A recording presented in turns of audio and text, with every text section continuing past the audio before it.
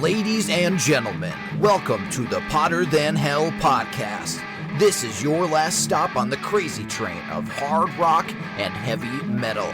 So sit back, buckle in, and hang on. Here we go.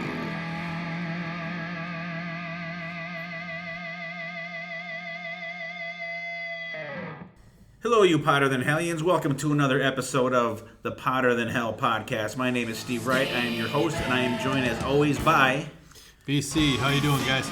And we have a special return this week of our good old friend here, and he is called what?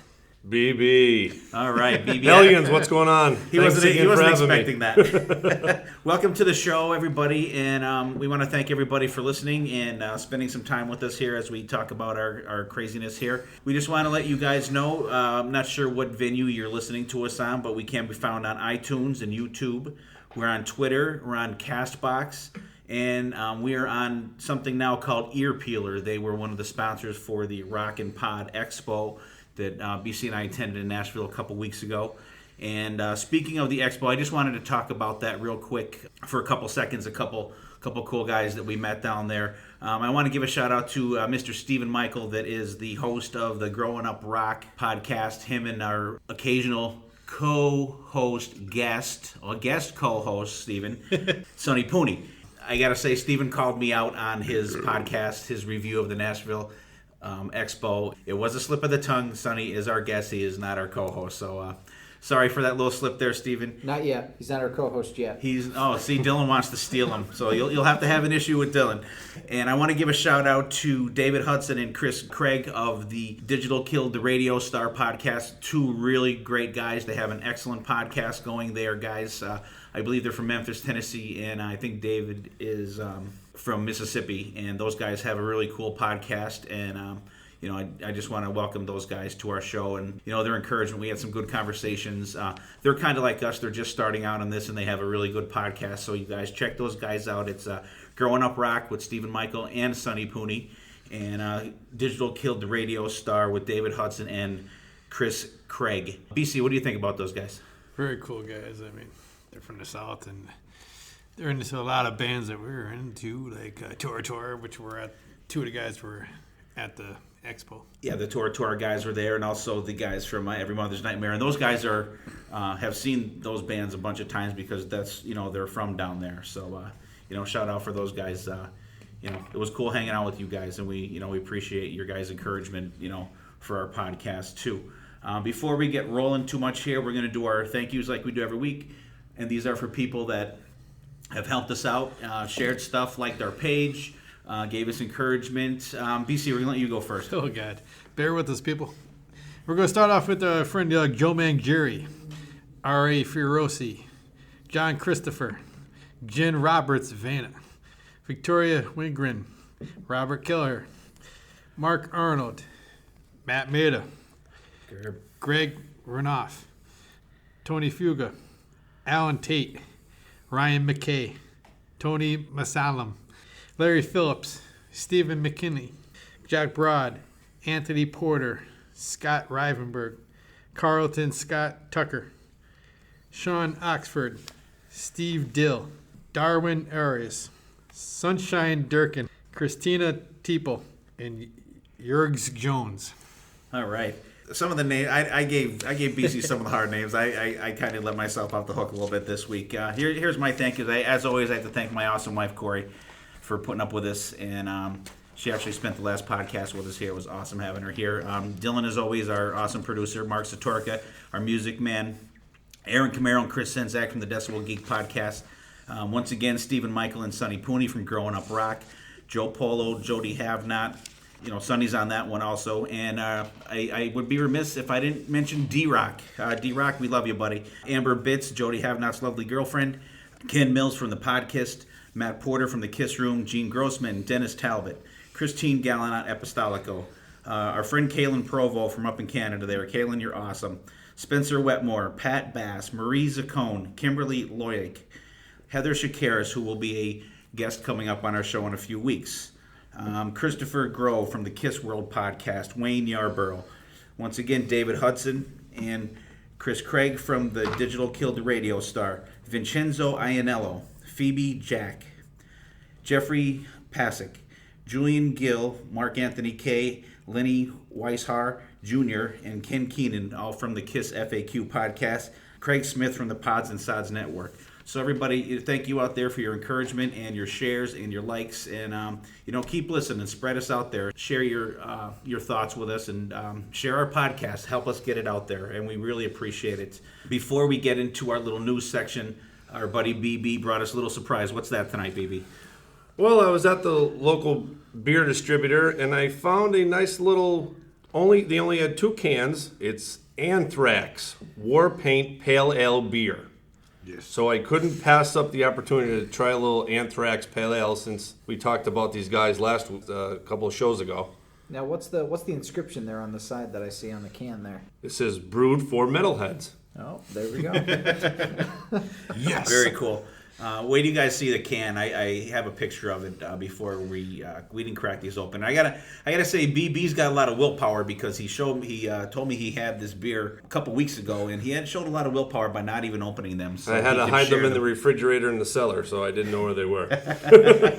Well, I'm glad you dug them out for the show. BB, as we speak, is going to crack them open, and we are going to have a live taste test on this podcast, first for us. We regularly drink beer while we're recording, but this is the first time that we're trying a new beer here. So BB's pouring them out now. Maybe we can do this every week. This may be a nice new segment. The Potter Than Hell Beer of the Week. Beer of the week, people. So we need all you guys that are in bands out there, brew some stuff, and we'll taste test you on the air here. We're going to do that when the new Iron Maiden beer comes out. I think October that comes out, right? And what's that one called again? Hallowed. Hallowed. I'm working on a case for us. So. Oh, really? Yeah, we'll drink the whole All case. right. On the show. I hope it's better than the red and the black. Well, I have to tell you guys, it smells like beer. Does Ooh, it? good. All right. And it looks like beer. It's got a fine bouquet. It actually kind of smells like the Trooper. Not our All friend right, the boys. Trooper, the beer the Trooper. Cheers. Cheers. Cheers. Not bad. Not bad. I like it. It does remind me of the Trooper beer. It does. It has that fruity, that citrus after You think so? bite That to had like a it. little smoky taste to it. Good stuff, though. Definitely. Good stuff. If you guys see it out there, it's Anthrax War Dance Pale Ale. Very Yeah, pick it up. good. It is. It actually, If you guys it's aren't very going to pick up new music, pick up new beer. Support new music Support and new your beer. local brewery. So that was awesome. So thanks for bringing that in, BB. All right. And you guys, if you see it out there and you're a beer drinker, give it a shot. It's pretty good. Before we get rolling here again, a lot of issues we're dealing with today here. I just want to give our best thoughts and wishes and prayers to all of our friends and fans and everybody in Texas that are dealing with the floods and the aftermath of the hurricane down there. Those people are having a hard time down there. If you can spare some change or a couple bucks or something, donate to a reliable charity like the Red Cross or something like that, just to do what you can to help out the people down there. I believe we're going to get together here on the Potter of the Hell podcast to make a donation to the Red Cross for the people in Texas, and do what you can. Think of your people out there that are hurting, and God bless down there, and you guys just stay strong, and you'll get back on your feet before you know it. So now we're going to jump into what was the big news last week, and it's sort of come to fruition this week. And Dylan, take it. So, I'm sorry, BC, there was no video message from Vinnie Vincent about the Atlanta Kiss Expo. I was very bummed out about that. I was waiting to see the monkey, but Yeah, there You was couldn't no, get the monkey out of the zoo yet. maybe no- maybe later this month, I guess, right? Is it later this month? I think the 26th or the 29th or something, there's supposed to be a video message. Another one. Well, this was just a written one, though. Yeah, he did leave a written one, and I have a transcript of it because I could not read the handwriting myself. I don't really know how Vinnie Vincent sounds because I've never actually heard him talking. No. So I'm just going to read it in a normal voice. Dear fans, I'm happy and excited to be seeing all of you at the Atlanta Kiss Expo on January 20th, 2018. It's been a long time coming, and I know we're going to have an amazing and memorable time. I look forward to meeting you, signing autographs, taking photos, answering your questions, and generally having a fun weekend. It'll be a celebration for one and all. Thank you for your love and faith, Vinnie Vincent. So, very succinct, very, appreciative of his fans. There was no video message, but hey, at least he He gave us something He to gave satisfy something our that- appetites for a little bit. He's alive. Yeah. Right. Apparently, he's alive. So Now, do we we did know not this see is- him yet. Do we know this is actually him? No, Like, have but- we had a handwriting expert verify? I don't know about that. The but, forensics are still out. But like I think Steve touched on this last week. When it comes to this event next year, I mean, what they're really going to see if it works out is how the first day goes. Yeah. And I think the first day is where they had 100 tickets, I believe. Yeah, 100, and they were sold out rather quickly. Hopefully so sorry, he won't. BB. Yeah, like I said, I really think it's going to depend on how he's treated by the fans. I would hope that everybody was going to be respectful and glad to see the guy getting back out there. Another thing, his trademark, I guess, is going up for sale or something for the Vinnie Vincent. I don't know if it's the makeup or the name or what. So maybe Gina Paul buy that. Maybe then. Can somebody like When me they buy replace it? Tommy, maybe the next guy will have the Ankh Warrior instead of the And then the Spaceman. next guy that replaces Eric will have the Fox one. Who has that, Vinny? I think Vinny owns that, and I think Eric's family owns the Fox makeup. Who If would I'm not want to keep mistaken. the Ankh Warrior though? It's like that really have a hot commodity. But I'm very surprised that like Gene Simmons don't own it. Hey, there was Right. a guy on the Kiss Cruise last year, and he was full Vinnie Vincent upped, and it was cool because we were standing in line to get our picture taken, and I was talking with my cabin mate Keith and a guy that we were talking to behind us, and we were just kind of standing there looking, and you couldn't see the Kiss guys where they were getting the picture taken, but you could see when everybody was coming out.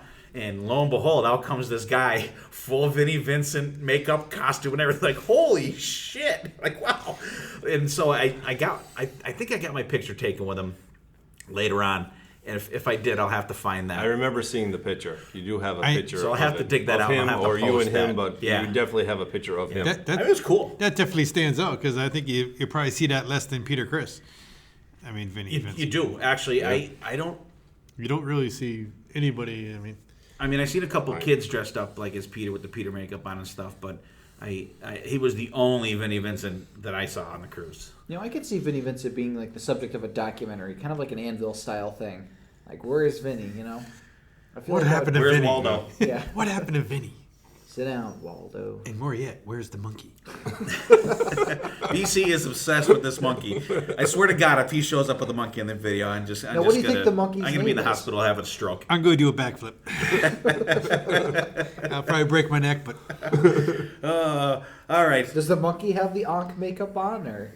that's a very good question. He Oh. might. that's true. That'd be cool. All right, and actually, you may be seeing the Powder Than Hell gang down in Atlanta in January, perhaps. Are you guys going to be sporting the Ankh makeup? You never I will know. not be. Never I know. can't speak for anybody else. BB's the big. Maybe Vinnie I'll break Vincent out guy. my shirt and have him sign it. There you go. Oh, your Tommy Thayer shirt? Yeah, Rob will let you borrow the Tommy Thayer shirt. All right, let's get back. Let's not get back to. Let's start our topic of the week here. When we were forming this podcast, and we asked BB if he had any ideas for shows, and I actually think he had the title in his head before he had what we were actually going to do, and he hit me with the idea, a blizzard of Ozzy guitar players, and I thought it was a cool concept. I asked BB if he would be willing to do that, and he did.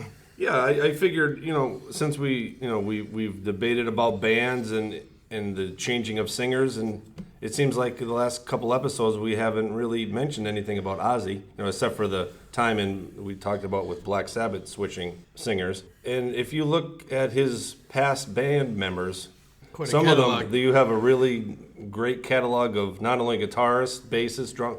Even though they're only there for one album or one tour, but Yeah, I mean you can't deny what a great catalog of band members Ozzy has. Yeah, because we could even actually sit here and do a show on the drummers of Ozzy or the bass players of Ozzy, as much as the guitar players. The guitar players they're the guys that are besides the lead singer that are the more thought of person, the more the people watch and stuff like that. But if you don't have the drums and the bass, you really you need that engine that makes the machine go, and that's the bass and the drums. And I think a lot of drummers and bass players don't get as much credit as they do in a lot of these bands. But Ozzy certainly has had his share of talent in the band, whether it be drummers, bass players, guitar players, even guys on keyboards and stuff like that. And I'm not sure how that comes about. If I'm sure Sharon has a lot to do with it, for I guess as miserable or whatever she can be, according to people. Ozzy has been throughout his career surrounded by talent. His first guitar player, let's just talk about him. You can't have this conversation without talking about Tony Iommi a little bit. Original guitar player in Black Sabbath. You have no Ozzy without Black Sabbath. One of the considered the godfathers of this music that we listen to and love so much. How many of the young kids nowadays, looked up to Tony and tried to, mimic his style? Hopefully they didn't chop the tips of their fingers off to Let's not get do that. that. Yeah, and I Don't think get that crazy, people. Yeah, that had a lot to do with the sound that he brought forth. So, and from day one, when Ozzy they played, the first guitar player we're gonna really talk about is Randy Rhoads. Whenever they played, even to this day, there's always Black Sabbath songs in the Ozzy set.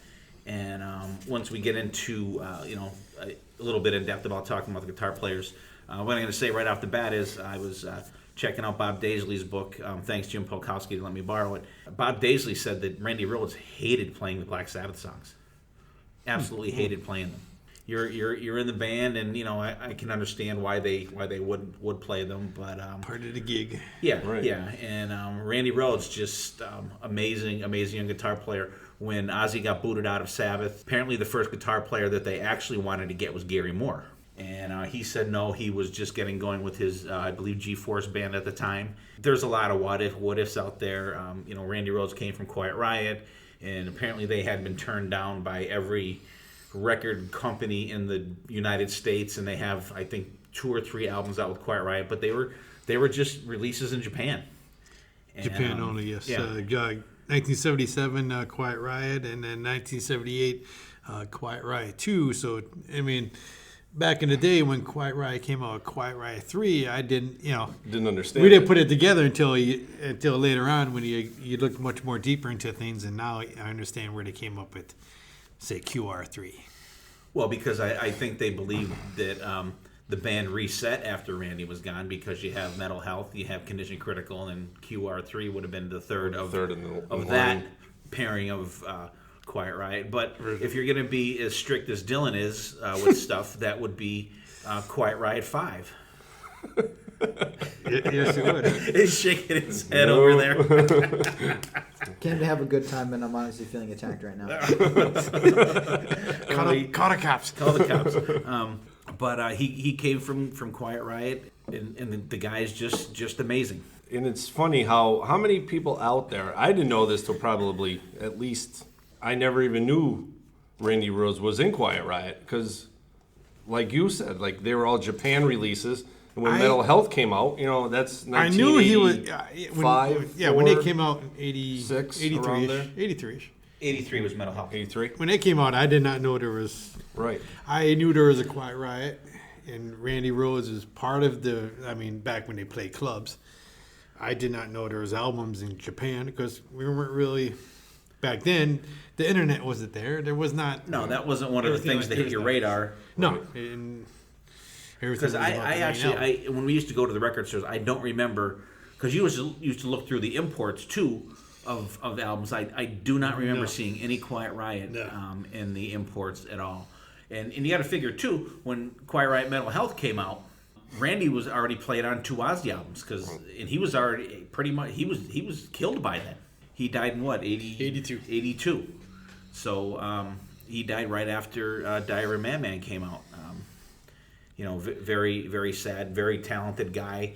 He just, just some of the songs he played on, they say when he recorded, he would record, the solo, 6 times over, just perfect over one another.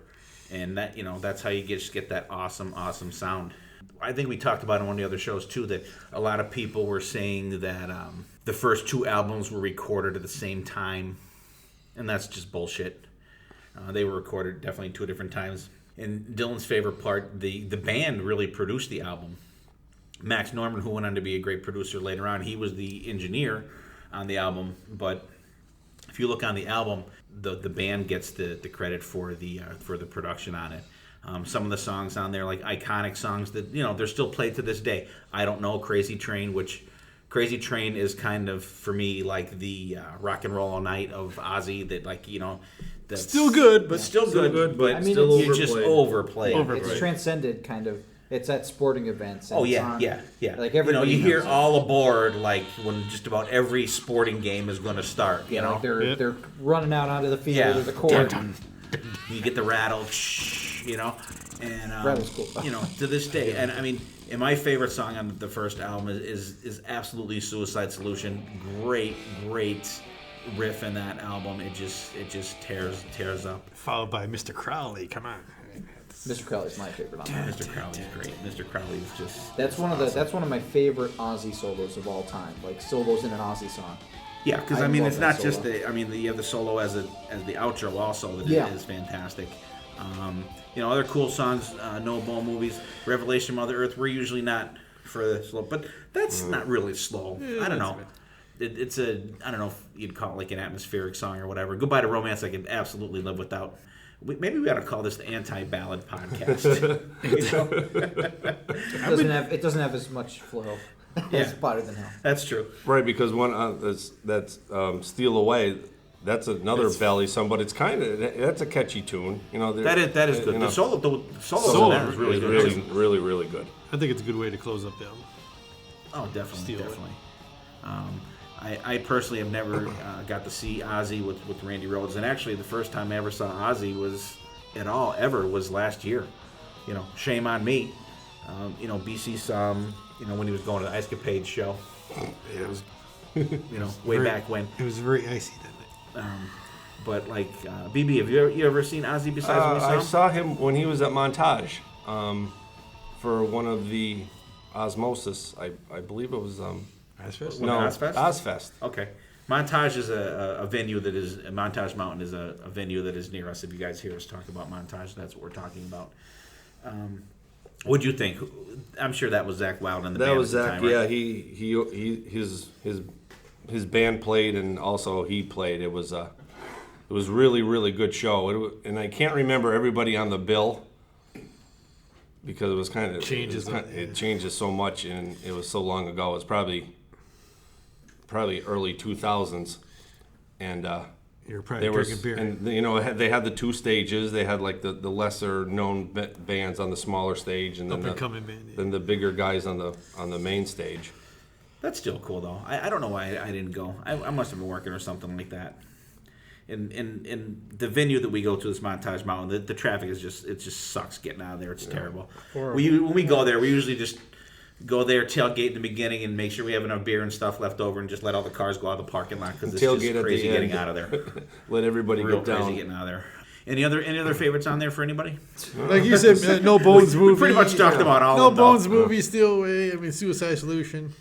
I don't know. I think that stands to. I mean, that's not as bad as Crazy Train. And I really like. I don't know. That's the song that I definitely prefer more live because it's it's more up tempo and it's.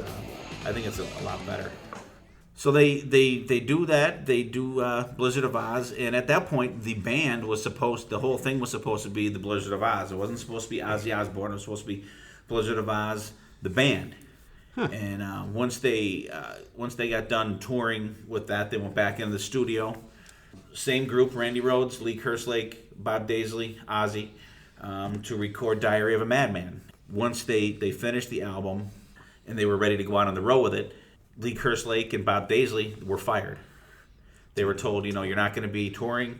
And we have Rudy Sarzo and Tommy Aldridge in the band, and you guys are just gone. And then they tried to replace the playing of those guys in the albums. It was a big shitstorm, and and it was I think it was Sharon's greed. She wanted Ozzy to have all the credit for everything. Sharon! She just wanted Ozzy to have it all and no one else to have anything. So the guys in the band, they were just the guys in the back. It was Ozzy and the other guys were in the background. Diary of a Madman, great album. Yeah, how it seems. You look at the songs in the album: "Over the Mountain," "Flying High Again," "Can't Kill Rock." They're really great songs from Believer. top to bottom. Probably the least favorite is probably "Tonight." Yeah. Yeah. But 7 songs 7 out of 8 are phenomenal. Even You Can't Kill Rock and Roll is a great song. You can't deny that. See, there's one sort of ballady song that we'll give you. My favorite song on that is SATO. That song just tears it up. And apparently that means at that point Sharon and Ozzy were together, but Ozzy was still married to his other wife, Thelma, I think her name was. And the S.A. is Sharon, and the boyfriend Alan or something that she was with, and then the T.O. was Thelma and Ozzy. So that's how that song is, so that they could show their respective people that they were with them and not with each other. I guess that's what that means. I always wonder that, and actually I just read that today. Very interesting. Which is weird. It has absolutely nothing to do with the song at all. The Yoko Ono of the heavy metal universe. I'm sorry, Yes. but every time I hear you guys say Sharon, I go back to the bobblehead. The Ozzy bobblehead where you hit the button, Sharon! I keep going back to that. That's why I'm over here laughing. Yeah, we could do a whole 3 shows on the Osbourne show. Just Sharon! Ozzy can't change the channel on the TV. Sharon! Dog shit on the floor. Sharon! I can't work the microwave. Sharon!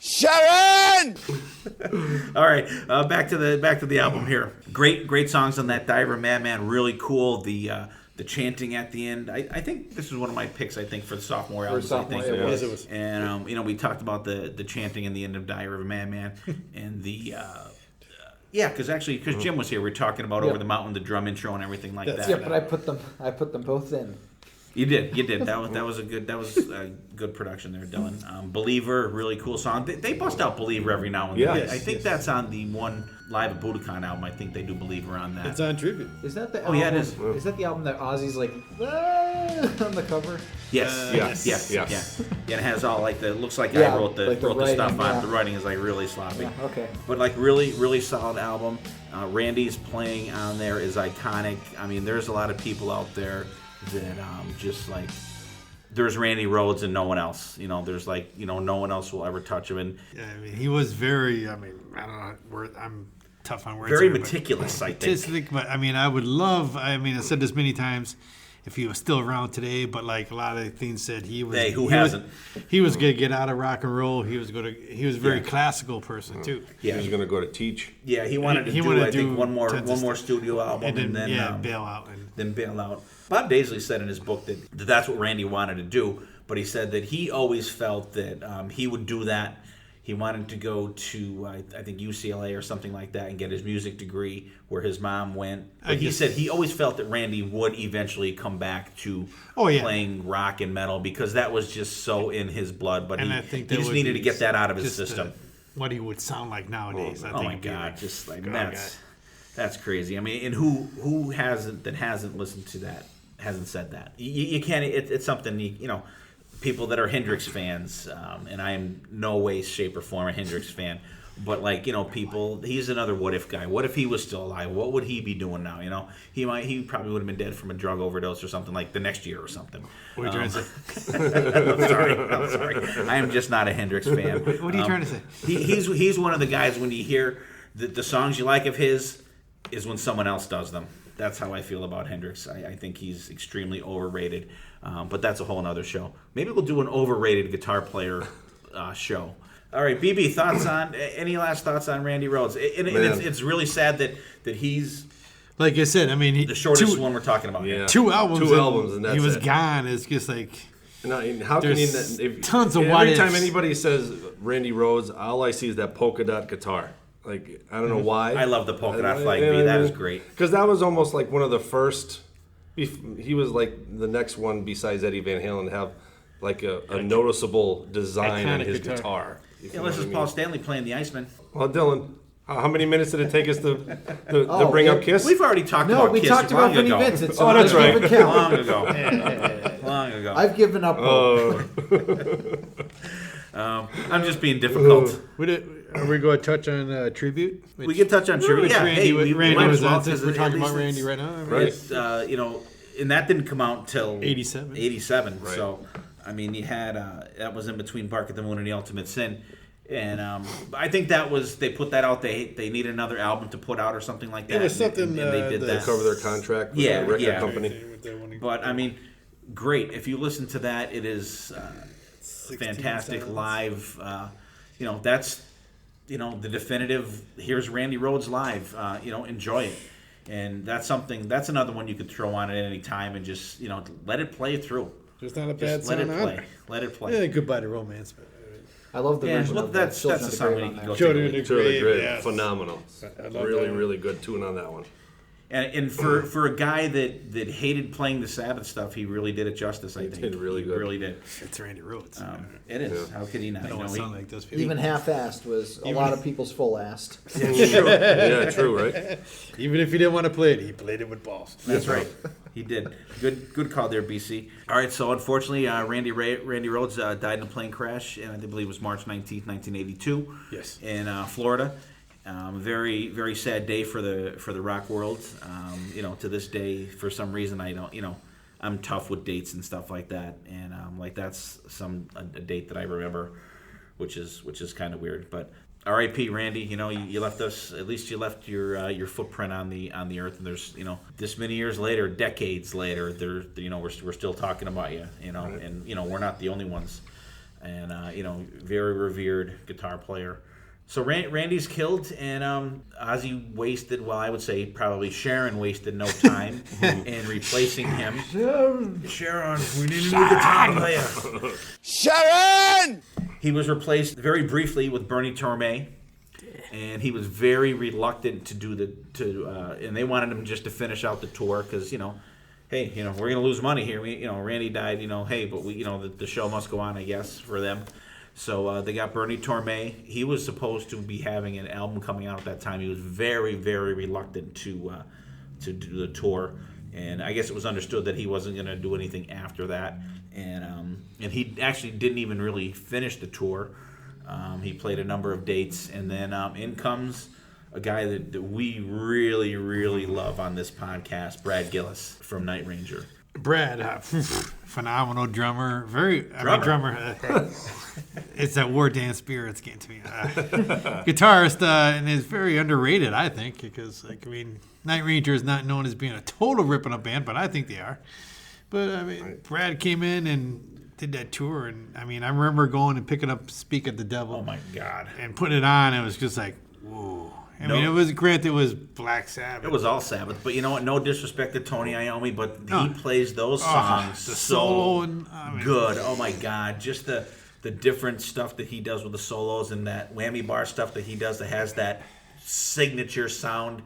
That is an album I can put on any day, anytime. I would rather hear that live than hear Black Sabbath play those songs live. Sorry, Sabbath fans, but it is. But look at the just band, so Rudy good. Yeah. Tommy Aldridge. The drums on that album too drummer, are Tommy. just like unbelievable.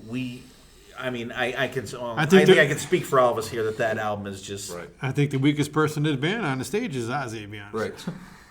No I agree. offense, Ozzy. I agree. It's Absolutely. I agree. It's like a super group. He's like the background guy to the band. And maybe that was something that pissed off Sharon too, because Sharon!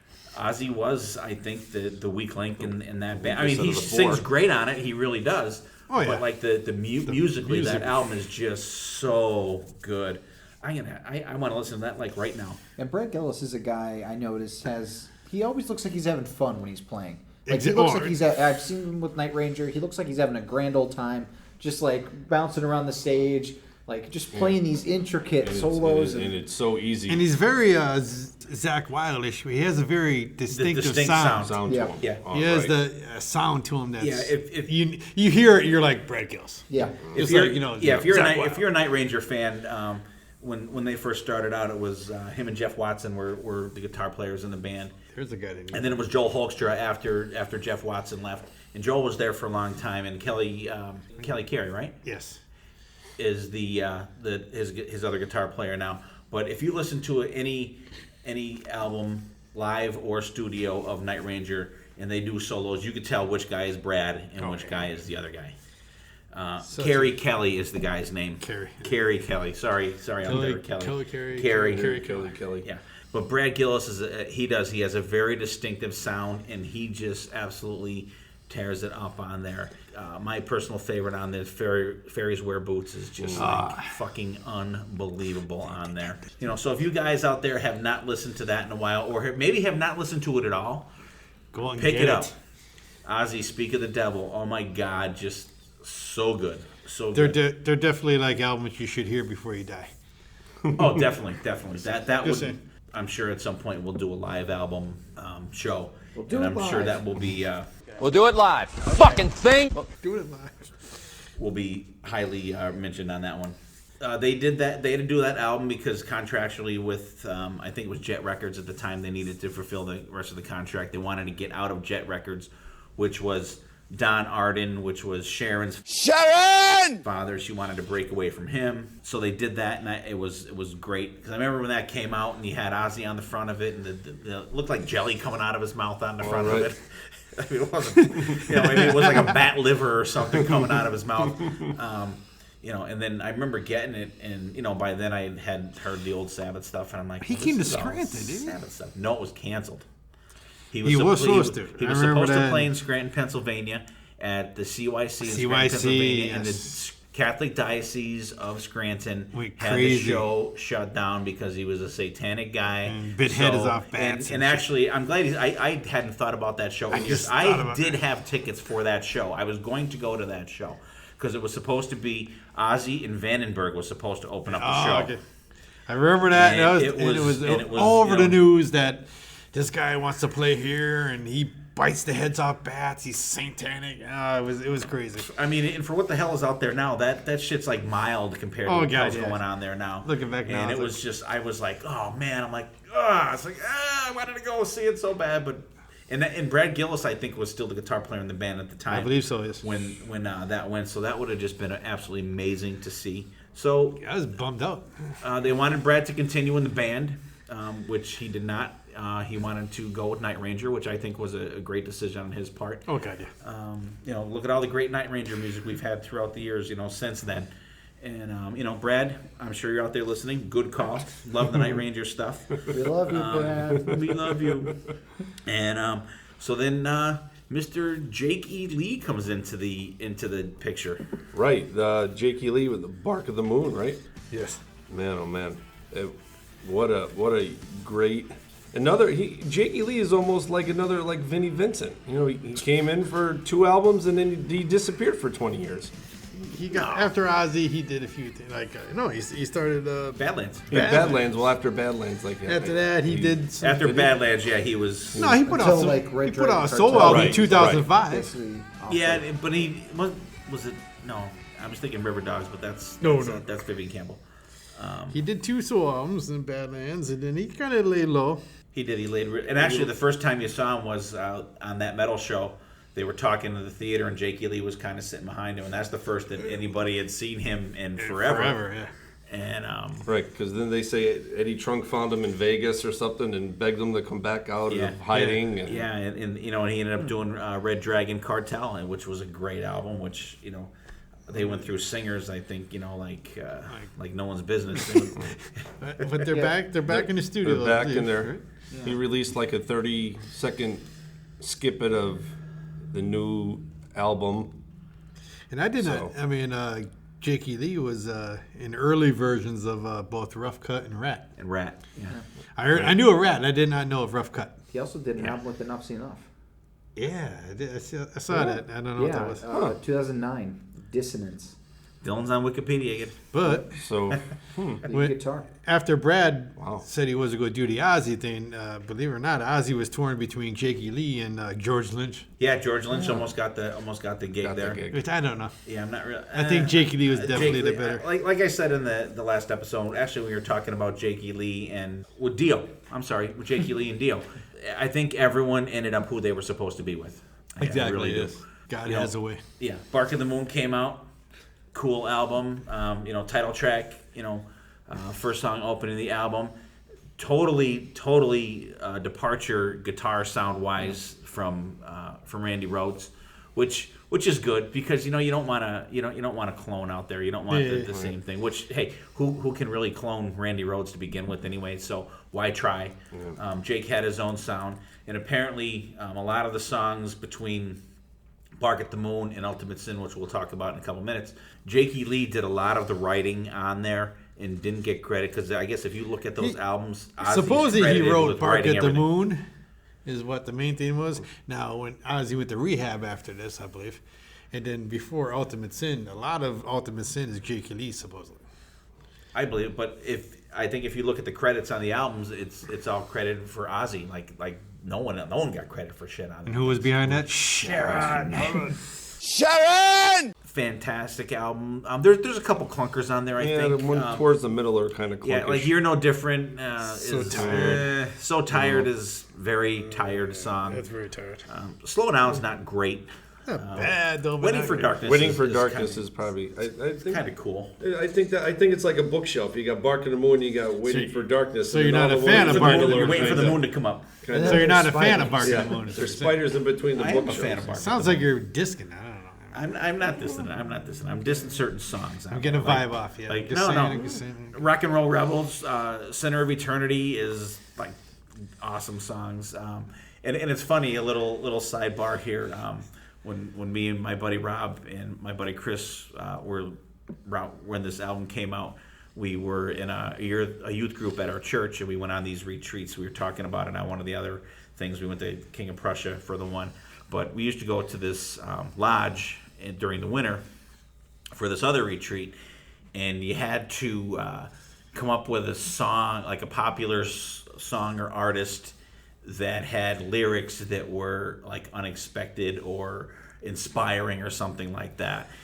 I brought up You're No Different, and I'm reading all these church people, and then like you had to say the lyrics about it, and then like at the end you say who it is. Like the jaws just fucking dropped. But I said, oh, this song by the way is by Ozzy Osbourne. Like they were like, I'm gonna throw my nickel in here.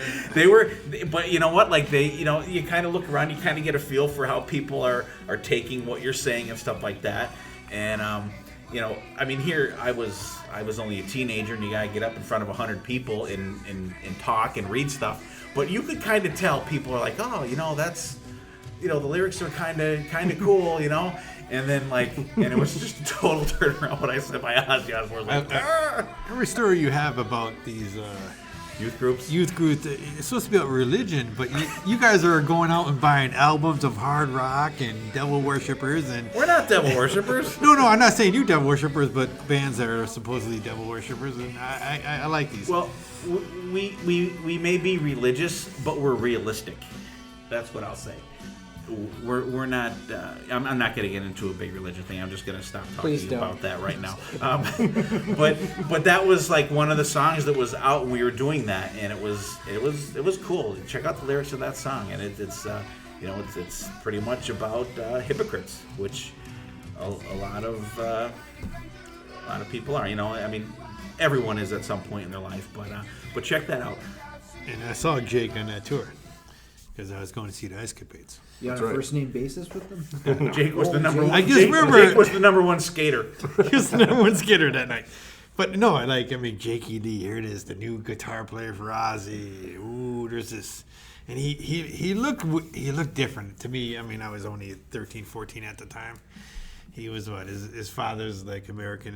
I believe his mother is like Japanese. Like Japanese, I think, yeah. So he had that little Asian look to him. Look to him with dark skin, and it was different at the time, coming from where we live. It's only cracker people, but but to see that there was a he had his own mystery look, of him, sound, a look, a sound. It was at that time you're like, wow, Jakey Lee, man, holy shit. He was great. I mean, excellent, great guy live too. And one thing that Jake had said about playing with Ozzy, and it kind of reminds me of Megadeth. Because if you watch Megadeth live, they're very symmetric. Not so much now, but they used to be. It was one guy in the middle, one guy on the right, one guy on the left. And then if the guy on the right went over to the left, the guy on the left had to go over to the right. there was always that symmetry on the stage. It was an intricate ballet of choreography. Yeah, no shit. If I feel like going over that other side, the other guy's getting pissed off because he's got to go back over to the other side. And that was one thing that Jake had said about playing live with Ozzy, that they had to do that. That was their marching orders. You know, you're over here and you're over here. Ozzy's always in the middle with the main spotlight on him. And who said Spotlights on him. Who said that? Sharon. Sharon! That was something Jake said, that if I wanted to go over the other side of the stage, Rudy had to switch with me. So, like, he couldn't really, you like to see guys on the stage get together and, jam together and do the back and forth. Actually, I'm doing that here as I'm talking. Just like the choreographed cool stuff that Kiss does. They'll rock together and, go back and forth and stuff like that. But those guys weren't allowed to do that. They had to be on a certain side of the stage. I understand that bands have cues. If they have pyro and stuff, you need to be a certain place so you don't get James Hetfielded on stage and stuff.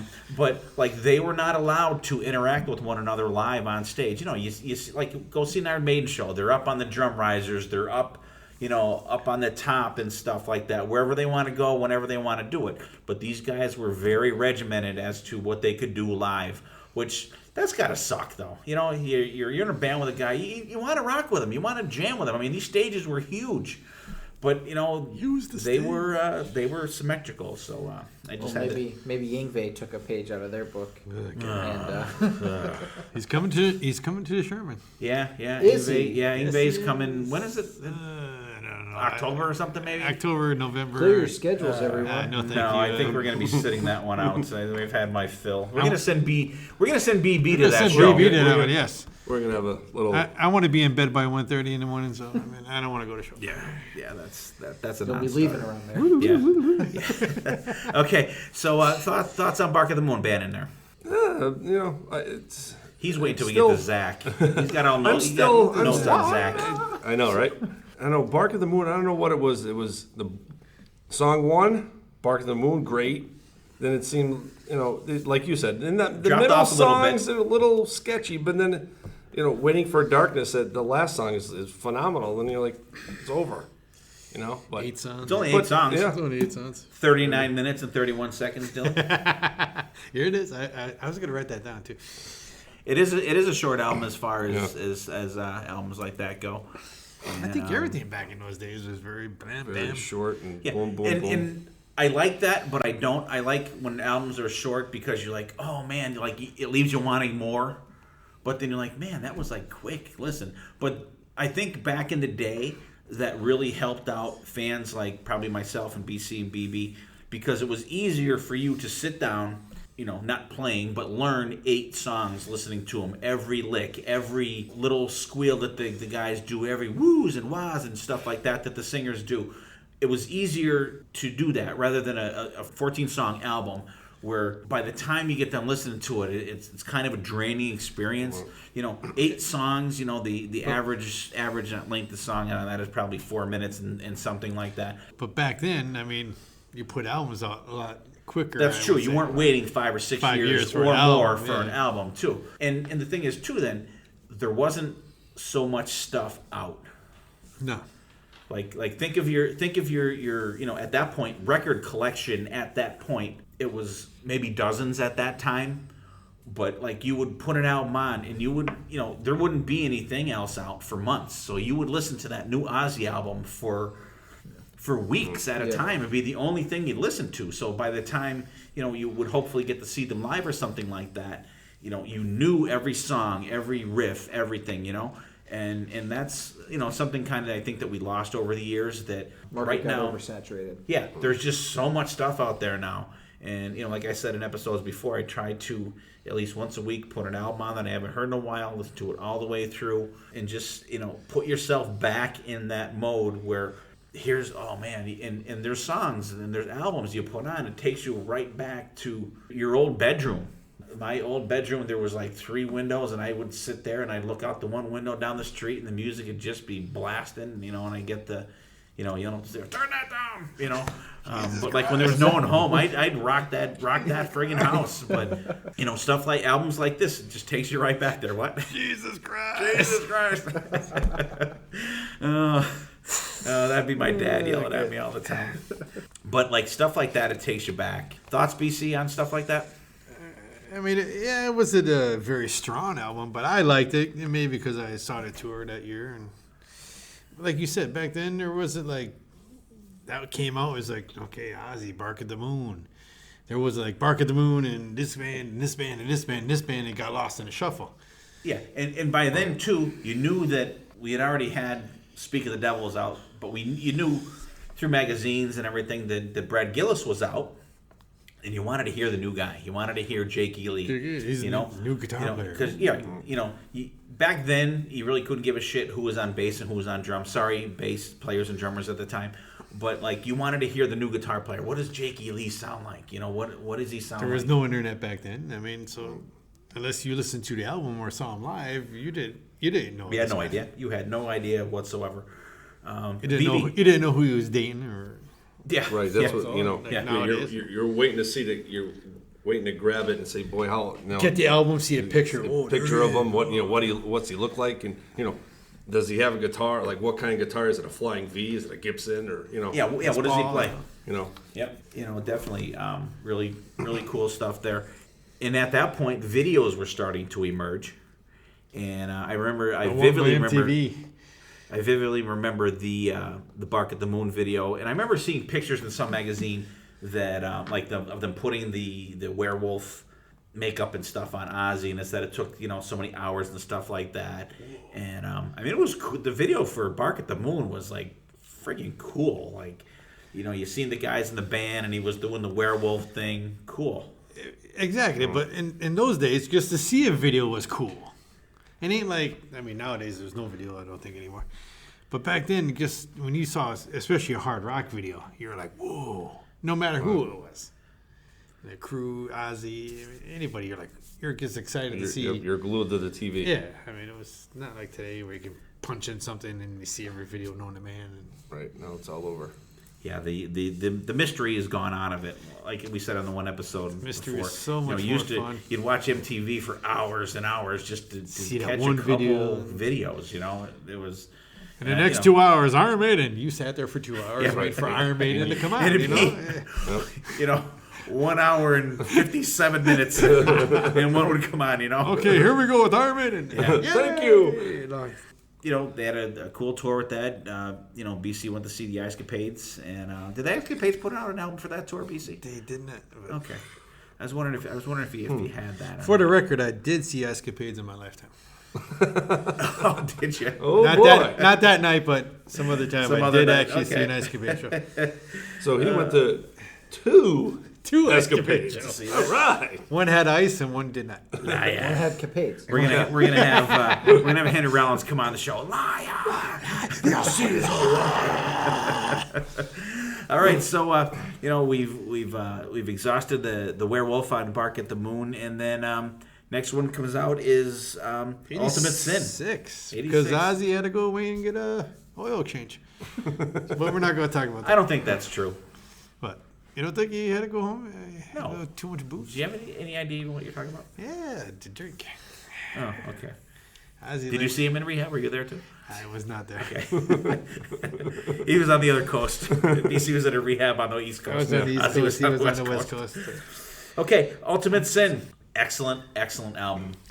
1986, height of the glam, and I remember sparkly. Everyone had the over the top. Some woman with a bedazzler could make millions of dollars in L.A. when all this shit was going on. That's when everything was glam and glitz and that was the start of it. It was late 85, 86. Yep. And I thought it was great that on this album Ozzy covered a future Kiss song, "Lightning Strikes." That's true. That's true. And that's a great song on that album. Great song on that one. Ozzy's version. Yeah. Yeah, not so much the other one. This is the other one. This is my Ozzy album you can throw onto and just listen to, and it's phenomenal. I don't know. To me, that's my personal opinion. I know. I do have to agree with BC on that. I do like that. And actually, they had a video come out for that too, a full-length concert video, which was the first that you've ever seen. Randy Castillo. Actually, speaking of that, I'm just going to jump back to the Brad Gillis stuff real quick. Do you remember when they used to show the videos? They had some Ozzy live ones, and Brad Gillis was in the band, and it was at this kind of amphitheater because it was like just like the people were going up, Right up, and it yeah. would show like behind, and like that was really cool. When we said videos, that's just what made me think of that. Because back then you didn't see it. I mean, that No. wasn't like you see stuff like that now. It's like, yeah, whatever. Back then it was like, whoa. Yeah, but I remember getting Ultimate Sin when that first came out. And the album cover is just like Album girl cover on there was with the girl, and then you have the skin tight pants on. Skin tight pants on, and the with degrading. Ozzy head was sticking out, right? Yeah, Ozzy head was sticking out. And then he had the big mushroom cloud in the back. I mean, very, very cool. Very colorful. I mean, it was very. It was, yeah, and then this was, I would say, the quote unquote nuclear war protest album. It was the height of the Cold War. Yeah, thank God for the bomb. Thank God for the bomb. Killer Giants is about that. The Ultimate Sin is about the Ultimate Sin is dropping the pressing the button for the missiles to go flying and stuff. But I mean, a good solid album. Favorite song on there, BC? Oh God. I mean, there's so many. Ultimate Sin, Thank God for the Bomb, Killer Giants. I mean, come on, break it down to one. Give me one. Break it down to one. I'm gonna say. There's actually smoke coming out of his ears. Killer Giants. I'm gonna go with because I can put that on no matter what. Killer. This whole, I mean, that's like the worst song on the album. Oh, come on. That's like the worst song on the album. Here you go again with my this God. fucking dissing fucking Jakey Lee. I don't know. all about Jake. I gotta disagree with you on that one. Yeah, okay. I mean, my favorite one is what do you want? Shot in the dark? No. I like Never Know Why. You know what? Never Know Why I really like. Were you gonna pick that, BB? Right there. He does. See, BC, you're wrong. See? No, Even BB agrees with me. You're wrong. Nah, See, it's in let's do it's in that. blue and white. He's using a blue pen. That's right. But a great album. Like I think it's weird that they have a song "Never Know Why" and then they have "Never." Like, Never yeah, know that what- is. Yeah, that. Think of a I never different noticed that. I song never title. noticed that. don't be Maybe. lazy. Don't How drag. I can't even think of how Never goes now. I can't either. I I never know why I do. I mean, that's in my head right now. No. But I mean, like a great album, and even the hit "Shot in the Dark," that's even good. Right. Again, it's A little overplayed. overplayed. A little overplayed, but it's not. No. I don't mean it's a not bad song. bad. It's just that it's overplayed. Right. But And, Jake's and on you always this, get and one on in this an album. podcast, we're anti-hits. we are. Well, Sometimes. that one, but you don't hear that like you hear Crazy Train. You don't hear that like I don't know and stuff like that. You don't hear it that much. Do you listen to Rock 107? That's what I hear. It's Shot in the Dark. I really don't listen to a lot of terrestrial radio anymore because Terrestrial. right? Is that what it's called? Is that what it's called? Yeah, I just, Oh, there you go. you always bust me on big words, and you're like terrestrial. I was thinking Eddie Trunk on that one because it was Eddie. just my terrestrial radio show, and that's what came into my mind. I'm sorry. Oh, I never Eddie heard that Trunk- one. That's Eddie- new for me now. Eddie Trunk's gonna be suing me now. Sorry, Eddie. Sorry. I'm No, sorry. I think Ultimate Sin was the only Ozzy song that he played when we saw them. When we saw Jakey Lee play with Red Dragon Cartel at M3. It was the opening song, and it was Yeah. a terrible opening song. Good Yeah, it's song, very live, weird but it was a opening song. weird song to open up a show with. I think. You're not down with Jakey Lee? I'm definitely down with Jakey Lee, but I'm Yeah, not dude, down it with may have I'm been not one of his, down with maybe him it was opening one the of his show. favorites. Maybe he liked playing that, so he goes, you know just- what? I'm going to start my Like show he with only this. had like 5 songs. wrote the like damn you song figured or he'd what? play like one of the like giant mega hits like Bark at the Moon or Right. Shot in the Dark. He goes with Ultimate Sin. It's kind of weird. Yeah, it was an odd choice for if you play it later in the set, 5 songs, it would have be the third song, but Hey, at least he played was I High don't know. Wire. That's High Wire. That's all yeah, I right. care. That was the best song in that. Yeah.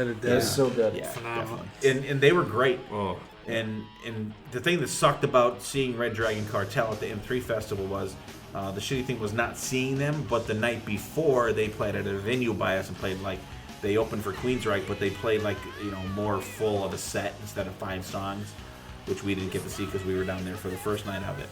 But That's what We sucks. got to At see the Kicks for the millionth time. fuck Kicks. I'm sorry. Oh. I'm gonna cause chaos. Pitchforks, How many- the how many- pitchforks are coming out. how many Kicks are times for- can you see a band each year the Burned same out. songs? Burned out every at Kicks. time? I'm sorry. I love Kicks, but I'm You get burned one, out. you at get one seeing different them. song each year. You get And the same- bands that suck. And getting back to the Rock and Pod Expo, the guy, lead vocalist from Everybody's Nightmare was there, and it's like, damn, you guys are the first band, and you get to play like 25 minutes. Like, really? I waited all my life to see Everybody's Nightmare. They were bucket list band for us. 25 fucking minutes. There might be some. But it was an awesome 25 minutes. rant song there underneath that one. Might be. But it was an excellent, awesome 25 minutes. I think they can do a few less bands in M3 and give them more time to play. Because we don't want to see the hits. We want to see the bands we never saw. Let's save that for the M3 episode. Okay, cut. Okay. Back to the Ultimate Sin. I think this is more of a solid album than Bark at the Moon was. Yes, Ultimate Sin, Secret Loser, Never Know Why, Thank God for the Bomb. Thank God for the Bomb is kind of, I can live without it. What's the message song? So But when it kicks in. Yeah. they're Yeah, never it does kick in towards. You're right on that part, BC. I will agree with you on that. Never, for some reason, I can't even think of what the hell that song is. I'm drawing a blank now because I'm trying to think. Lightning Strikes, Killer Giants is okay. Fool Like You was really good, and Shot in the Dark is really good. There's a tribute album out there that Shot in the Dark is on, and I think Jolyn Turner sings that. I think the vocals on that, and it is very, very good version of that song. So, BB, final thoughts on Ultimate Sin? Out of the two Jakey Lees, that's the one for me. Again, no love for Bark at the Moon. What the fuck? No, there's love. There's just love. not as much love. Yeah, there's more love for a little sin than barking at the moon. That's all. Nobody likes the dog. That's right. That's true. Okay, we're big fans of Jakey Lee. We're glad he did the stuff in Badlands, which was badass. I got to see them live for their first album. Go ahead, BC. How about after this album, of course, Jakey Lee was let go. And he was cut from the band by a telegram. Really? This is before like email and Facebook and MySpace and all that. He was let go by telegram.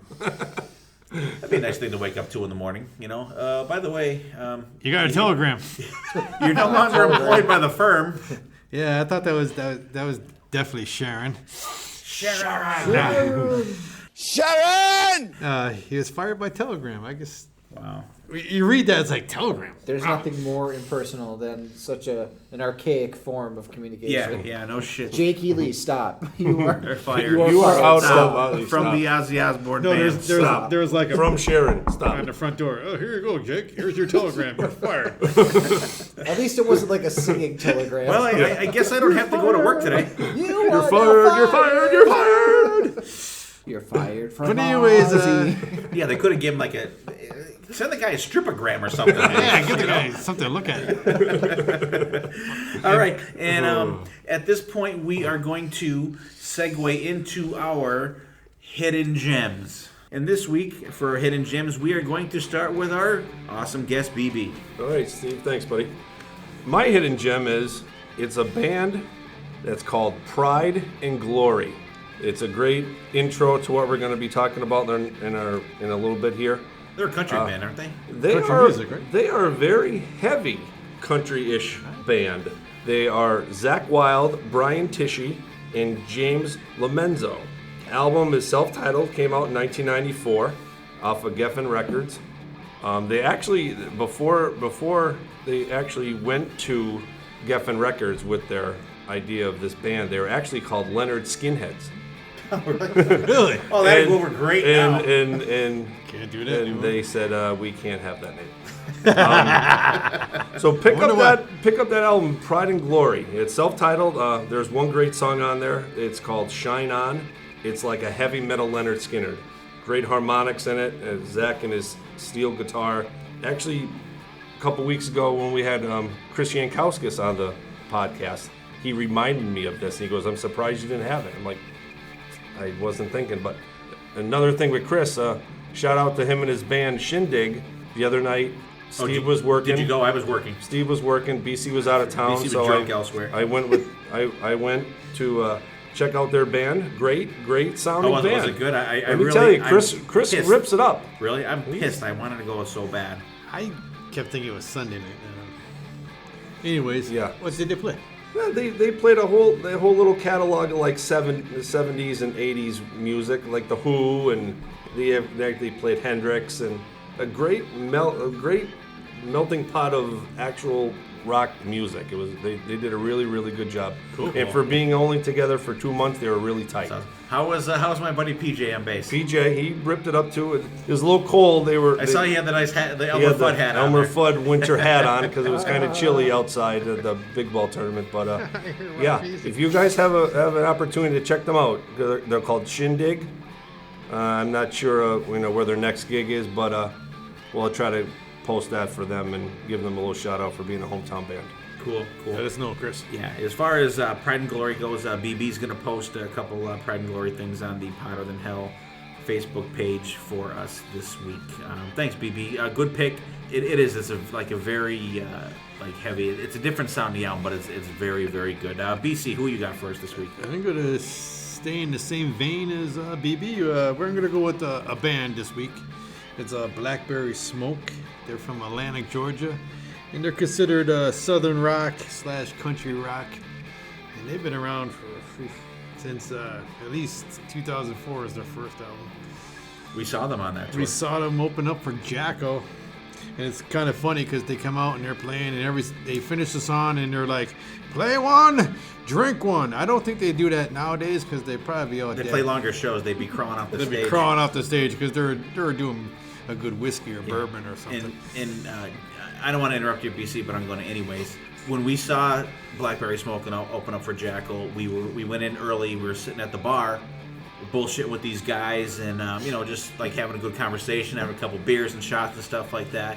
And then the one dude goes, "Oh, sorry guys, we got to go." They literally left the bar talking to us and walked up on the fucking stage. And we're like, "Holy shit, they were the guys in the band." They're the guys in the opening band.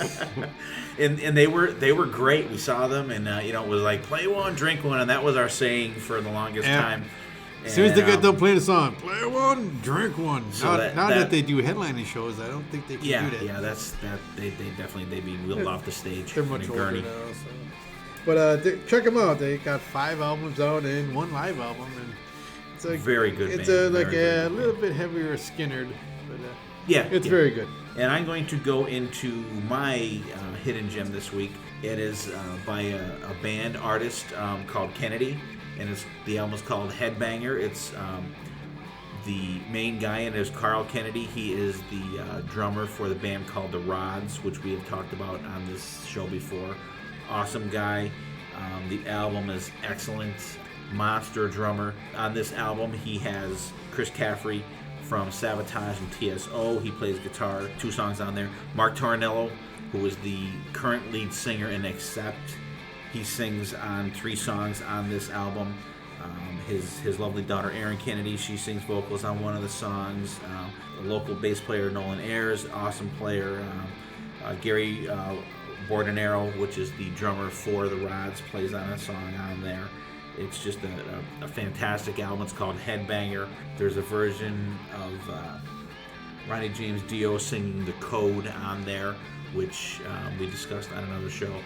And it was one of the very last things that Ronnie James Dio recorded. So you guys check that out. I believe you can find it on iTunes and Amazon Music. It's called Kennedy. It's Canedy, and the album is called Headbanger.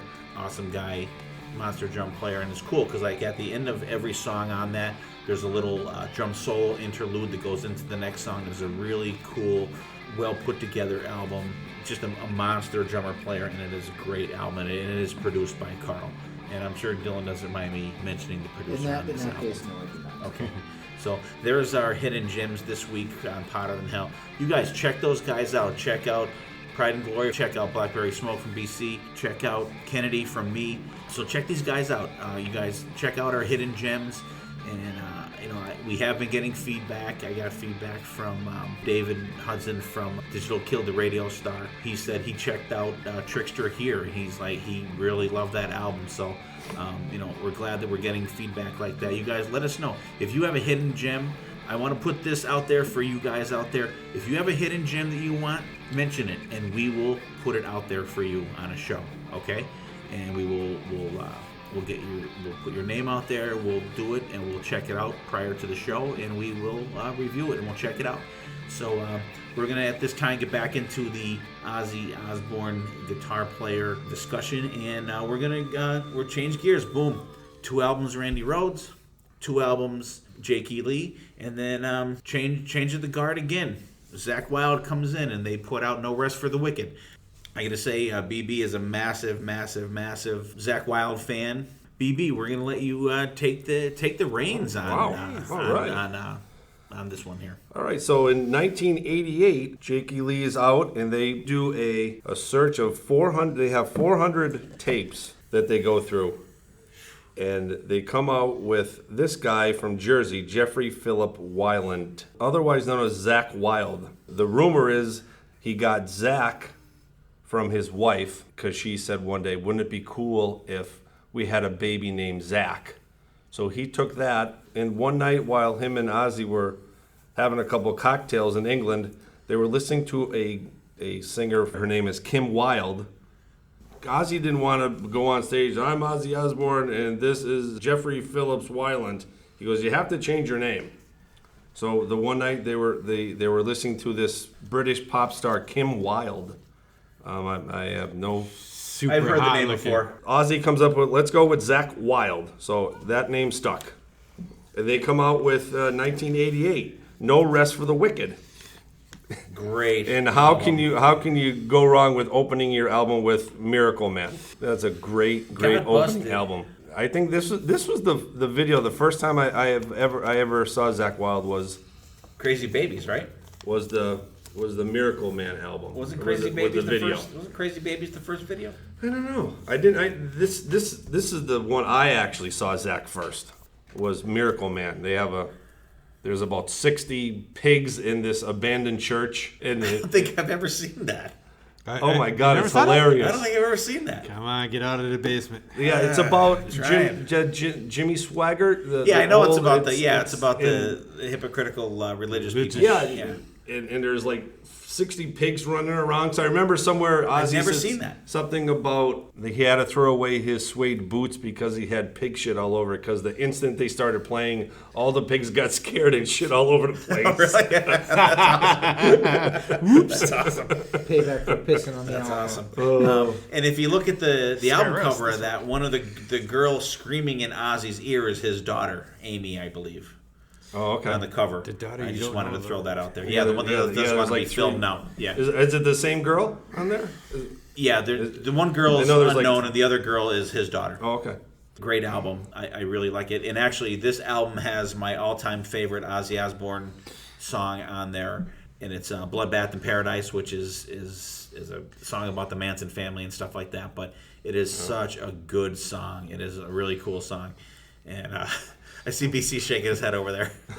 What, you don't like Bloodbath in Paradise? No, I like that, but there's so much other tunes on there, like fucking Demon Alcohol. I mean, a good friend of mine. Well, maybe that was written about you, BC. BC. Did you know Ozzy back then? Yeah, me and Ozzy talked. See, they had communications when they were both in rehab. They had one they were pen pals when they were in rehab. Well, Ozzy heard BC's name, Brian Chapman. He's like, "I can't call you Brian Chapman. I'll call you BC. I'm just gonna call you BC." And that's so how BC that name is stuck. responsible for naming BC. Right. Or Ozzy is responsible for naming BC. Okay, sorry. Jesus.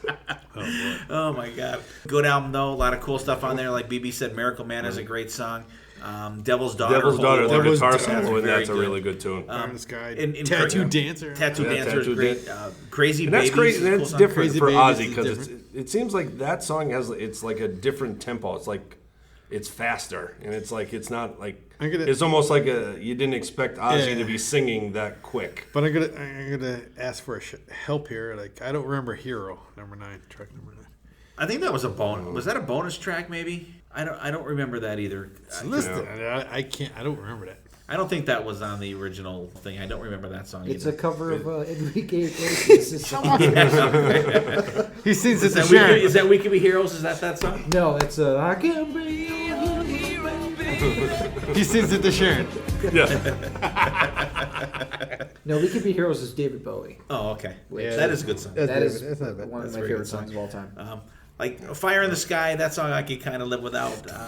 Breaking All the Rules, I think it's a little like a cliche probably song the least, for Ozzy. Yeah, it's probably maybe, my least favorite on the album. But the playing on Zach's playing on it. I mean, he was what, like 18 years old. 18 when they did that. Yeah. That was the big thing because back then nobody was 18 years old in like well-known bands like this. Right.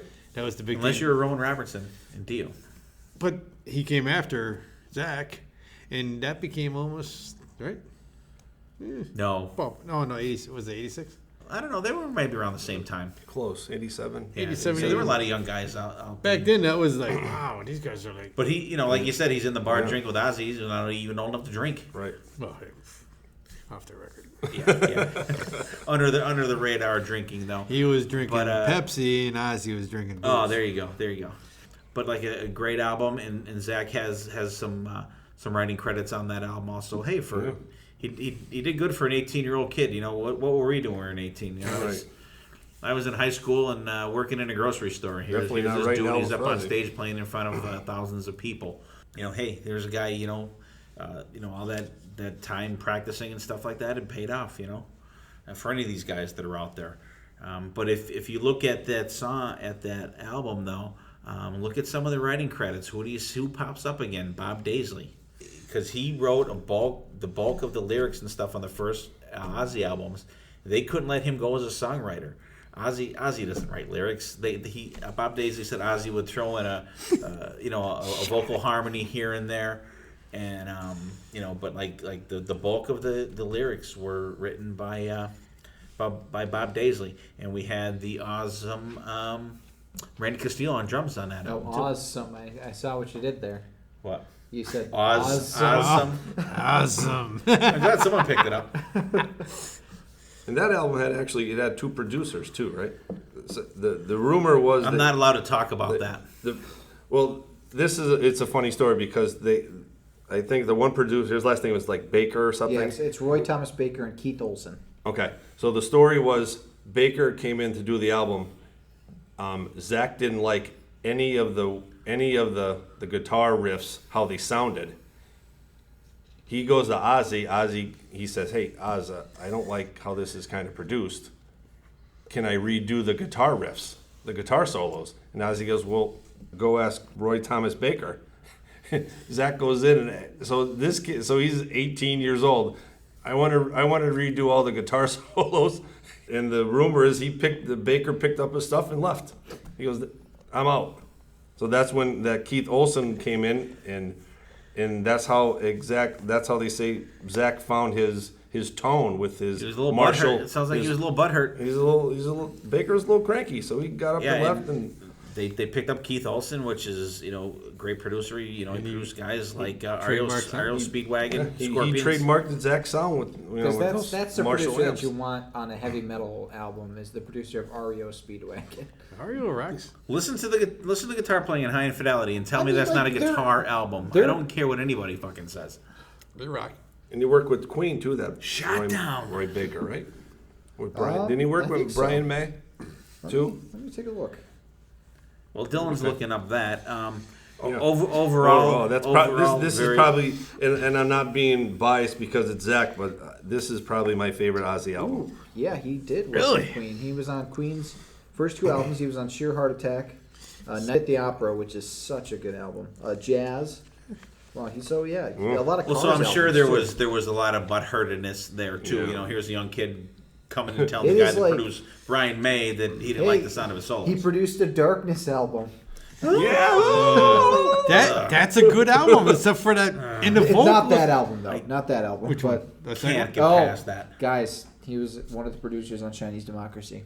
Okay, we don't like him. See, enough said. See, there you go. Zach now you was know why. right. Now, He now was you know why it additional took 17 production. years to come out. Zach was right. Zach, you're right, baby.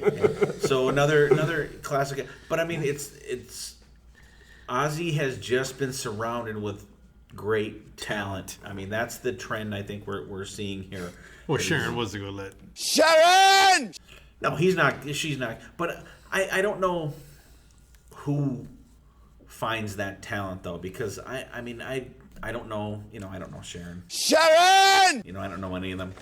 But But I don't know like the if first, he just has other people around him also that just recognize the talent that's out there. for Randy, I believe, I might be wrong. And Jake, Dana Strum Dana Strum did find those guys. was throwing it out to Ozzy. Hey, check these guys out.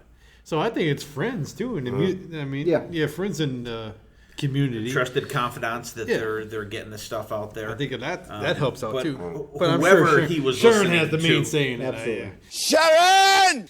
Because she was Right. what? Because one of the stories I read today was Zach was talking about how he was contacted to go out to L.A. because he's from Jersey, to go out in L.A. and actually play for Ozzy. Mm-hmm. And he thought it was one of his buddy's mothers calling, saying, we're going to send you a plane ticket. You got to come out to L.A. next weekend. And Zach's like, okay, yeah, sure. All right, your ticket's in the mail. It'll be there in a couple days. And he just thought it was one of his buddy's mothers just fucking around with him. And 3 days later, he gets his plane ticket in the mail. He's like, holy shit, this is real. Was it Sharon? Sharon called him. Yeah. Sharon! Yeah, because you gotta think, someone's definitely screwing with me, Right. But hey, it worked out. It worked out good for him. He must have put that in the Rockstar movie because when they call him, go fucker, your accent sucks. Yeah. Shut the fuck down. Hello, Wichita. Zach needs to stick to playing guitar. His acting skills were not that great in that movie.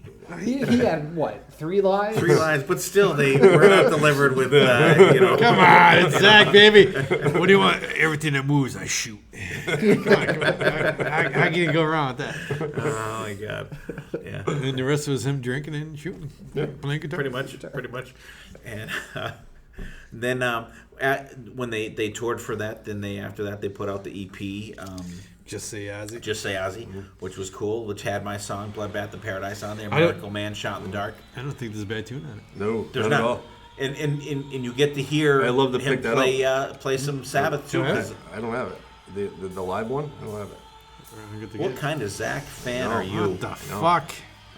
You have You got that- he has pride and glory, but he doesn't have this. Just Come Say on. He's Ozzy. not a Zach Wild fan. He's a Zach Mild fan. Ooh, see, there you go. Yeah. I like that name, Zach Mild. Oh, I'm gonna have to call him that for the rest of this episode. He's gonna be known as Zach Mild.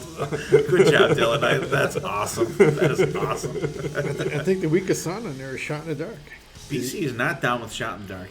I'm going with breaking all the One rules. step away from BC's tastes. Breaking all the rules. That's not on there.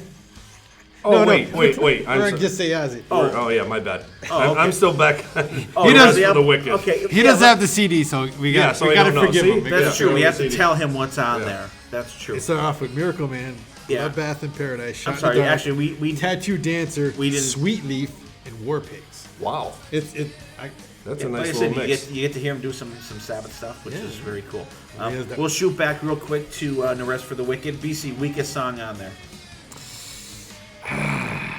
Don't count Hero because we don't know what that is. I don't know what I'm serious. I don't know what the hell that is. Right, Fire in the Sky. That's me. And Breaking All the Rules. Breaking All the Rules. Yeah. I'm gonna say Fire in the Sky.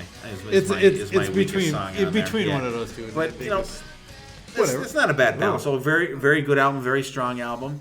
I Debut of Zach. definitely agree with that. We talked about just Say Oz. Now I'm gonna have to go on. Some people don't have Buy it. that we thought were fans that are not. Just Say Oz. Apparently- Zach, I want to apologize. I know Apparently, you're it out does there. have a Zach recording. He's gonna BB's gonna get his. BB, it does have Just Say Ozzy. Fuck everything else. BB's gonna get his letter, his revocation letter of the I had to hand in my BLS patch. You're done. the You're Zach done. Mild fan club. So good for Sam's that. gonna have a bullseye around. So, BB's head. so good for that leather vest. Oh, Handed man. it. Bring that book back that I signed. Give me that patch. And that is true. We Oh met yeah, that. you're gonna be like depatched, like Depatched, in yeah. Sons of Anarchy. Yeah, they're gonna They're rip it gonna- off. No, they're gonna get a torch and burn the Black Label Society tattoo off you, like they did on Sons of Anarchy. Remember Painful, that? painful. Oh, see, you're going on the rack. Oh, man. I get that you borrowed. Okay, after Just Say Ozzy, BB apparently didn't know that was out. And next we're going to go to No More Tears, which is a fantastic album. Fantastic Very. album. BC panicked because he thought he heard no more beers. No more beer. What? Went What? I'm out of here. panic mode. I'm done. Yeah, definitely. Opens up Mr. Mr. Tinker Train.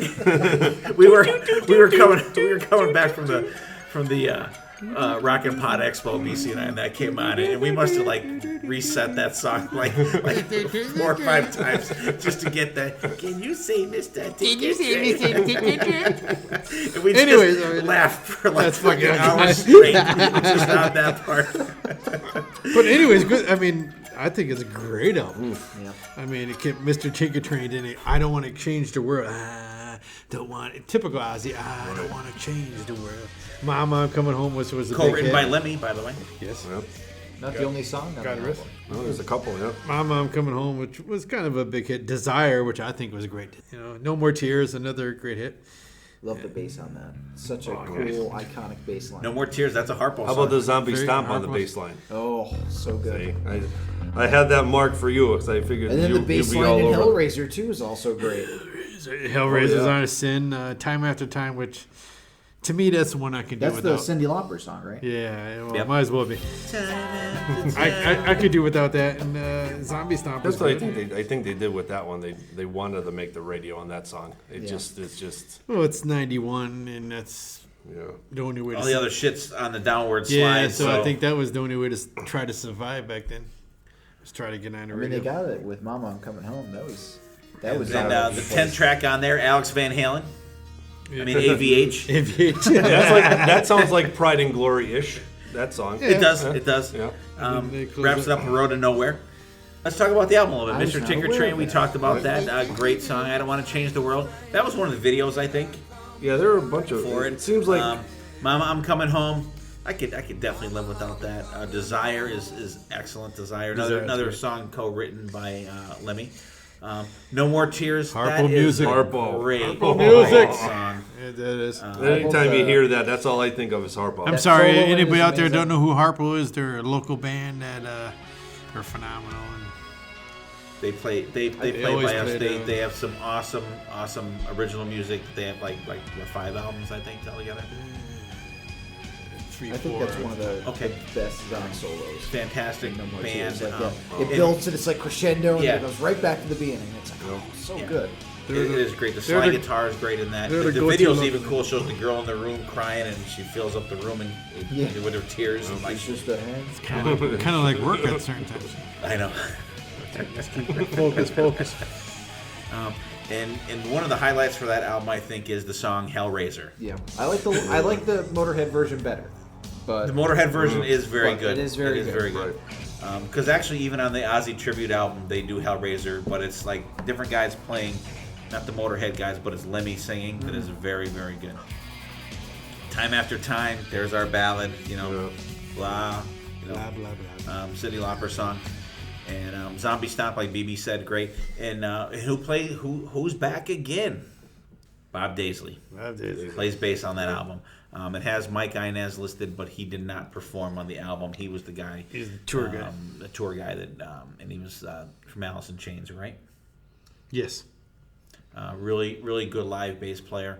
Randy Castillo, ton of writing credits on there. Monster drummer. Monster R.I.P. drummer. Randy. He passed away. I don't think not too long after this album was out.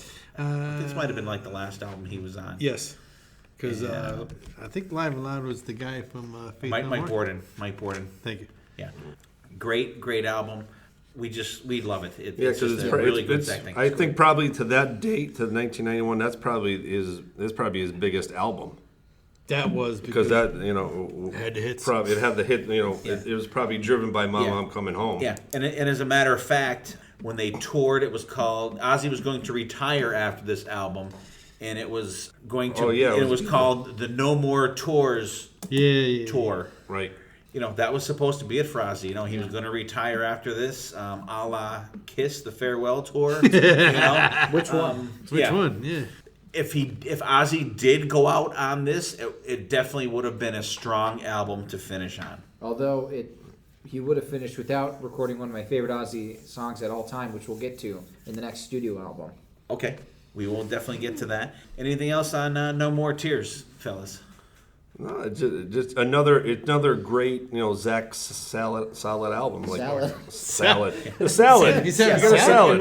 And really, by the We're eating time, healthy here, people. since That's we're right. this is it's not really an Ozzy episode, it's an Ozzy guitar player episode. That Zach, I think, on this album, with his being like the second and a half album that he put out with Ozzy, he really solidified his sound. He had that squeal that, like, if you hear. If you hear Black Label Society, if you hear Ozzy with Distinctive. Zach, you know that it is Zach playing the guitar. Yeah. That's what we got for No More Tears, and we are next going to move on to Osmosis, featuring Dylan's favorite Ozzy song. I absolutely love Perry Mason. I think that is one of the best like riff songs, like doom doom doom doom doom doom doom doom doom doom, and like it has like this really cool just like journey, and then like the solo kick in is really cool with the like the and then right into this. It's Perry so Mason good. is definitely one of the, I think, the best Ozzy songs ever. It's amazing. And just an amazing song.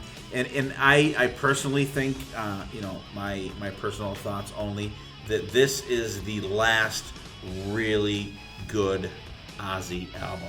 Yeah, I so. think it got watered down, and this was right around right after this tour is when Zach Wilde started Black Label Society, and then when Black Label Society started, that I think all the Ozzy albums, you could interchange the Ozzy stuff and the Black Label Society stuff. I They all think it started all sounding the was same. watered down and in together.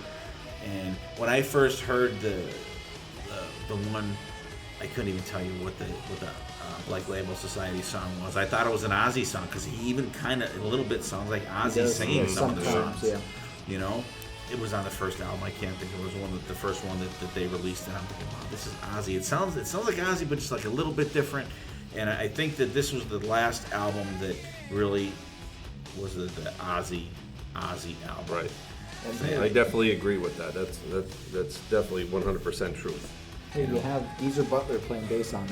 Geezer Butler was on bass on I'm that. actually surprised by how little he appears in the writing credits, because Geezer was such an integral part in Black Sabbath for the writing, and like he's only on like 2 songs. Yeah. And actually, for this album, Steve Vai was supposed to be the guitar player on this album, and I don't know if they were doing pre-production stuff, but apparently there was some kind of falling out between Ozzy and Steve Vai, which I guess to this day Zach Wilde denies that, but Steve Vai has one writing credit on it, the song My Little Man, and it's Ozzy, Lemmy, and Steve Vai. Songs, it's all right, I guess. But, I mean, there are some good stuff on that. Like we said, Perry Mason. My favorite song on that album, just a little bit more than Perry Mason. It's just a little bit of the other side of that is I Just Want You. I like the middle part of that. Really, really cool. Goes Behind My Eyes I Can Live Without. Thunder Underground is great. Yeah. See You on the Other Side. I think that was another song That's that they another wanted one to that get on made the the radio, radio, I and think. a lot of Tomorrow's Good. Denial's pretty cool. Yeah. My Jekyll Doesn't Hide is cool. That's probably my favorite on that one. Which one? My Jekyll Doesn't Hide. Really? I think that's out of. Now it out says of the Jekyll, song. not Jackal. You know that, right? Oh yeah. Jekyll, not Jekyll. Not the band Jekyll. Not Oh, the yeah, band, yeah, yeah. Not the band. Just make sure. Really, really good. And it seems like the last 2 albums or so, like Ozzy and Lemmy, were pretty tight. I'm not wondering if these songs weren't all written at the same time and spread out between like 2 albums for the 2 of them. Possible. But really, really cool album. So then after that you have old LA Tonight and Can't live without the that. whole world falling down. I know. I don't. Yeah, I can do without both of those. It seems like it starts so great and then it ends with those 2 songs. Start It's off almost- and just it seemed like they're grasping. Yeah. and yeah, I then- think so. and- Yeah, I and- mean, and with typical that- Zach sound. The solos are good in it. Like Yeah. Perry Mason, the solo is great in that. I solo so want you. I just want you. I think is just I think I like it because it's such a different sounding Ozzy from song. Ozzy, what he usually lets. I just feel like it's kind of a downtrodden from like the energy of Perry Mason and a like really cool like outro, And then then all it of a sudden it's like It gets worse from there. I think maybe if they put maybe like Thunder Underground as the second song, Yeah. keep up the momentum. because maybe like they just kill that momentum right But- away, and I think that kind of makes the album suffer a little bit like as it goes. I think they kept. I think they wanted to maybe keep the interest going in the album or something like that. With just because I think that was released as a single, if I'm not mistaken. Plus Perry Mason, local band Harpo did that Oh song. my God. That's what I said to Dylan before. You just hear Perry Mason and you think of Harpo. And you hear That No song More cost Tears me and you think of $30 every Harpo. time because we probably chugged through 4 beers just in that one song alone. You just Oh, think, definitely. think of the. I love for just think of all the number one songs on Ozzy's albums, like Perry Mason and Over then the you Mountain. got Over the Mountain. You got Miracle Man. Miracle Man. Bark Mr. at- Tinker Bark at the Cane. Moon. Like they put like the best songs one, and then it's all downhill from there. Yeah, they blow their load a little.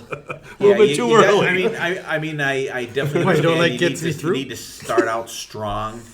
No, I agree with that too, but like I feel like if anything, If you're gonna punch somebody, need you gotta to- have a nerve punch coming yeah, you behind. need the follow through. Yeah, you need a You left can't and just right. like get like a I mean, I really think that Ozzy as an artist, more than a lot of the guys that are out there, uses. I mean, all the bands use an album as a vehicle to tour, but I really think that as far as Ozzy goes, there's a lot more throwaway songs Yes. that they don't play live than a lot of bands that are out there. Like take a band like Iron Maiden. If they put an album out, they're playing like 4 or 5 songs from that album. I don't give a shit what album is out. Even now, I mean they do they do most of it. Light in the Black. Basically, They minus Empire of the Clouds. Yeah. Throwaway album? Throwaway song? but like you go see Ozzy, I'm gonna say I'm probably talking out of my ass, but they probably did Perry Mason. I Just Want You.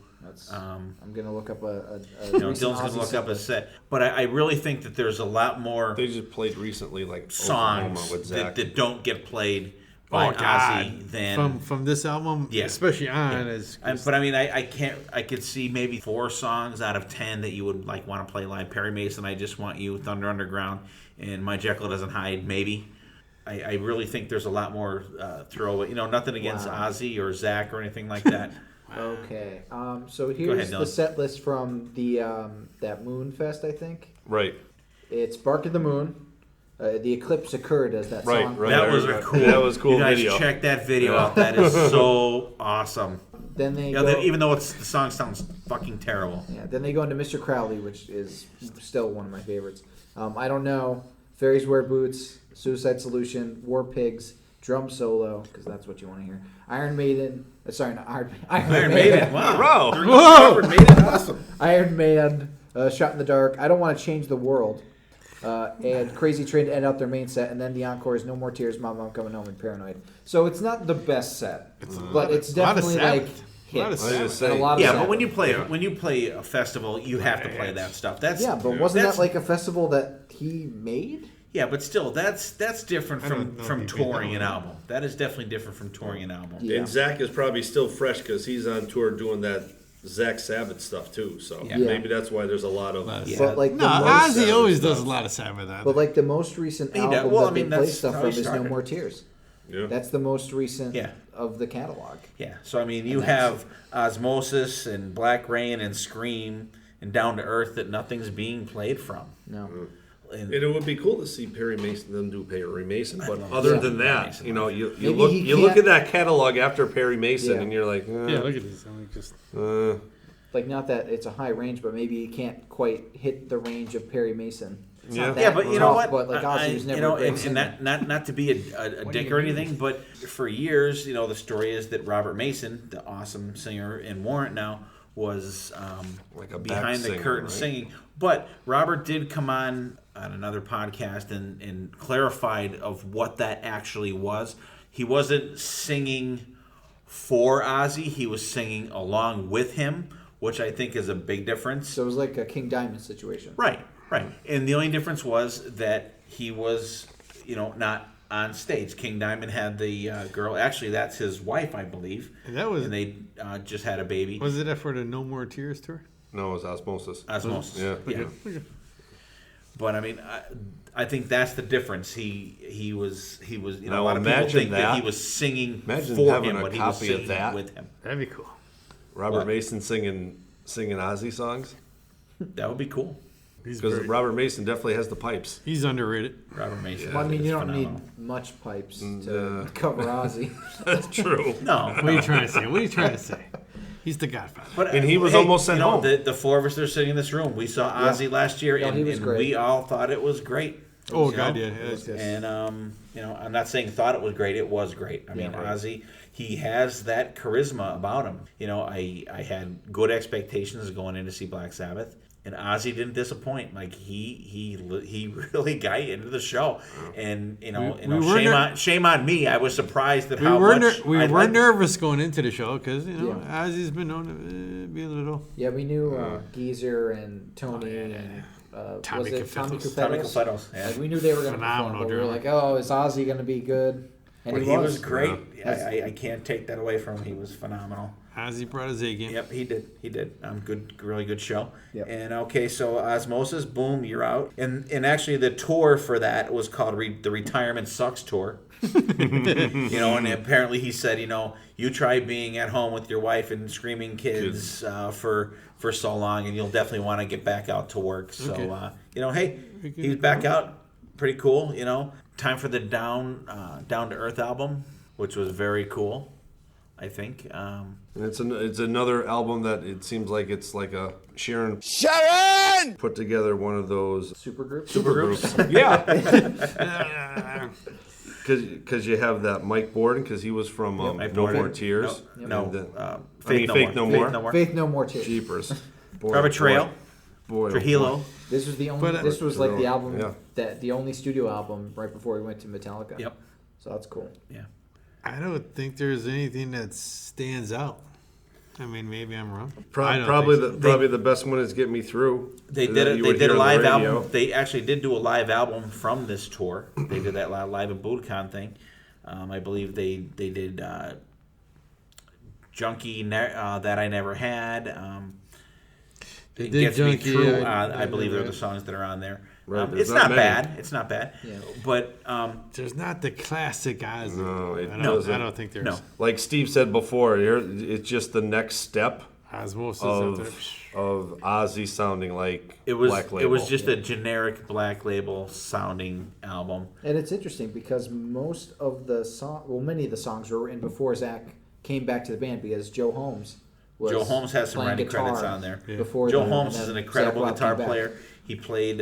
He replaced Jason Becker when he had ALS on the David Lee Roth band. He was the touring guitar with BC, and I saw him play live. We had no idea who the hell he was. He was excellent. And he also played with Lizzie BC's Borden. Lizzie Borden. own Yeah. Lizzie Borden. Lizzie Borden threw some guitars there.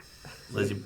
BC's got to go see Lizzie Borden. Yeah. Let's not talk about that. Yeah, I honestly couldn't like hum you any of these tunes. Seriously, Looking at the track list. Right. Steve, name Ozzy tunes. You're not going Right. to name a You're tune not off gonna- this you're album. not gonna You know say- part one. Yeah, but You're not even gonna if say Get Me Through. Yeah, but even if you said to an avid Ozzy fan, you're gonna say, okay, give me your top 10 Ozzy songs. It's not going to be one off this. I don't think it's gonna be one of No. them. I can almost I don't say think it's not it's going to gonna be be one I off don't know if I've even listened to this album all the way through. See, I just listened to it today. Just I to be actually listened to fresh. it today also. Like It's not bad. Dreamer's a piano song. Yeah. and Of Running course Out it of is. Time's a piano song.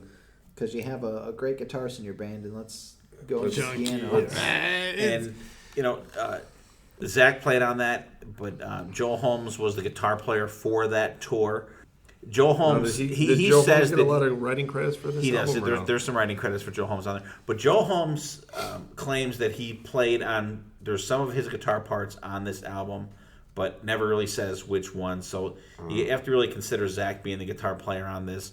But Joe Holmes did play on one song, and it's called "Walk on Water," and it ended up coming on one of the greatest hits albums that was released a couple years after that. It's a song called "Walk on Water," and it's actually a pretty good song. It's You could definitely tell the guitar playing on that it is not Zakk Wylde. It's called Walking on Water. Not a lot of what? No. You could absolutely tell that Trademark. It's not Zakk Wylde playing it. I'm not. I think it's on the. I think pretty sure it's on the Prince of Darkness compilation that came out. And Joe Holmes did the whole tour with it. Great guitar player. He has a band out now. They're called Pharmakos. Very cool metal album. Like really What's it called? awesome. Good. Huh? Pharmakos. Farmer? Pharmakos, which is a strange name. I'm not sure the origin of the name. It sounds Greek. Maybe. But it's a great album. We'll share some of the Pharmakos stuff on there. Yeah. Really cool metal stuff. It's a new one. Yeah. And then after they did that, total, Ozzy did what everyone else is doing. Cover album. Undercover. Hearing him, I'm sorry, everyone out there, hearing him sing some of his own songs sometimes is fucking painful. Well, he's going through changes. He is, yeah. So hearing him sing, here's the track. Some of the tracks on, it's called Undercover, Rocky Mountain Way, In My Life, which that's a Beatles song. It's a Beatles song.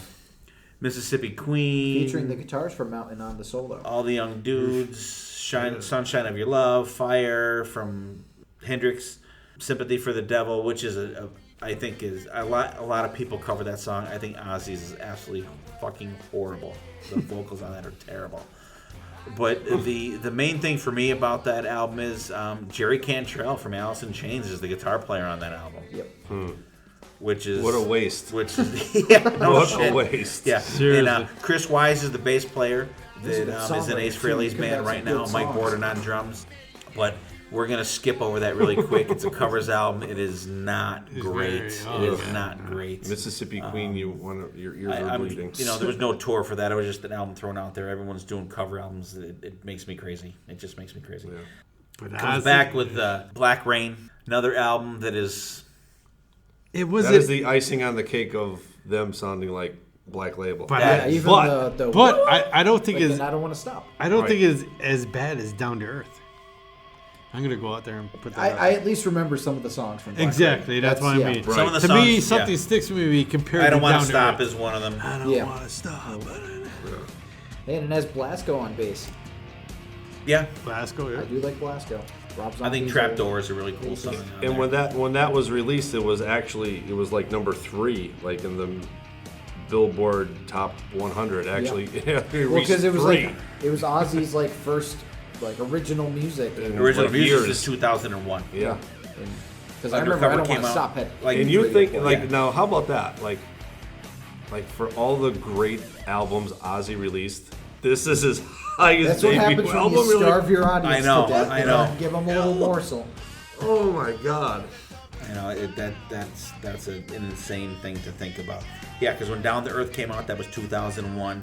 There was a couple greatest hits and live shit that came out in between. Re-recorded stuff. And Undercover was 2005. So even from 2001 to 2007, that was the only original Ozzy material that came out. And Zakk was back with the band after apparently he left because of his problem with alcohol, and he I guess doesn't drink. I guess he drinks now as much coffee as he used to drink alcohol. Right. Which that's got to be a lot of fucking. He has his own coffee now. His own coffee now, which I'm dying to try. And then he can have one the Zakk. Well, maybe we'll have to brew a pot of coffee someday. I don't know. That'll have to be you guys. If he comes out with a Zakk Wylde tea, maybe I'll try it. I'm not a coffee drinker. Mild blend. That's right. Mild blend. Come on. Maybe the mild. The mild morning blend. But I'm going to. Black Rain at least stands out. Yeah. If somebody said Ozzy, I'd be like, what, Black Rain wasn't bad. Down to Earth doesn't even come on my radar. Yeah, it doesn't resonate. But I still even think if you have someone named their top 10, songs, still not getting anything for Black Rain. I mean, if the guy's desperate and can't remember any of the songs, he can pick an album track. I don't want to stop. It would fit in there at least. It's not bad. It's decent. Right. I remember I bought it and I'm like, give it a shot. It's Ozzy. Yeah. Out of respect. We got to be honest here. If Ozzy puts something out, we're going to buy it. We're going to buy it just because it's Ozzy. You know? Check it out and see how it is. I mean, Yeah. to me, that I listened to it. I was like, it did blow me away, but it wasn't as bad as to me Down to Earth. There were a couple more memorable songs. Yes, Memorable that's what I'm songs, trying. That's what I'm trying to definitely. say. Yeah, and then once we get done with that in 2007, 3 years later, you have Zach is out again doing Black Label Society stuff, and we have Gus G, which was from a European band called Firewind, came in to do Scream. The album was supposed to be Soul Sucka, was supposed to be called, and then apparently the record company said, no, you're not calling it that.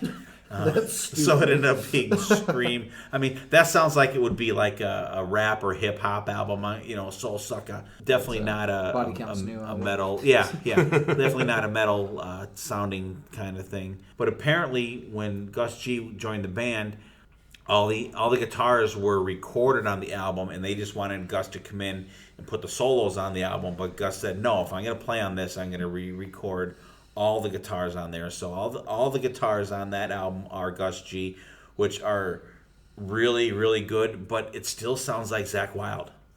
Like if you put that on and said, okay, here's a song from Scream, is it Randy Rhoads? Is it Jake E. Lee? Is it Brad Gillis? Is it Zakk Wylde, or is it Gus G? And 90% of the people are going to say, who the fuck is Gus G? And then the other people are going to say, that's Zakk Wylde playing that on that album, which I don't know if that was, because if you listen to the Firewind stuff, Gus G does not sound like Zakk Wylde on those albums. It's a very like power metal-ish kind of band. Yeah, it is. It's kind of like a symphonic Hammerfall or something like that. The Firewind stuff, but he does not sound like Zakk Wylde when you listen to that Firewind stuff. So I don't know what happened in the translation between Firewind and Ozzy, if they wanted to just use the same setup as Zakk Wylde or whatever. But I mean, it's a decent album. Yeah. But it still sounds like Zakk playing. It still sounds like it's a Black Label Society with Ozzy singing. Again, I don't think nothing sticks out. No. I don't know. Let It Die was probably the one song that impressed me on it. Like, Let Me Hear You Scream was the big single, but Let It Die wasn't too bad. That's the only one I can say. I can hear that in my head. Let me hear you scream if you want. Yeah, I mean, go. That is kind of cool. That part is kind of cool. I mean, that's the only thing Let It Die is like I'm a loser. Like it has that that movie intro. Right. Yeah. Like, that's kind of cool. I mean, there are some cool elements on there, but I think it's very Zakk Wylde sounding-ish album. Hey, if you guys out there listening, if you think we're wrong or crazy, or if Gus G is your guy, and you have an argument against that, let us know. Let us know. What I'm going to do is I'm going to go around the table, round robin here. Favorite Ozzy album, Dylan. Oh, I wasn't expecting this. I know. Back to me. Can I think about this for a second? Hold on, let me just look real quick. All right, I'll time. I think Blizzard of Oz has the most solid, like, front to back track listing. But if I have to go like off the beaten path, I'll probably put on No More Tears. Okay. BB. No Rest for the Wicked. And another side note, Zach bitch. That's right. Another side note, in 1988 when they did their tour, Anthrax opened for them. So we had the Anthrax here, we have the Anthrax in the beginning. Anthrax here and Anthrax So we had a little Anthrax sandwich. Okay, BC. Randy Rhoads and Jake E. Lee. They're not an album. They're not an album. I said favorite album. Albums they played on. Pay the fuck attention. There's 4 albums they played on. You have to pick an album. No, because you're going to be like barking the moon. Blah, blah, blah, blah, blah. I'm not going to be like anything. You just like pick your favorite Ozzy album. There's no such thing as a favorite one. Oh my God. That thought was my head hitting the fucking table.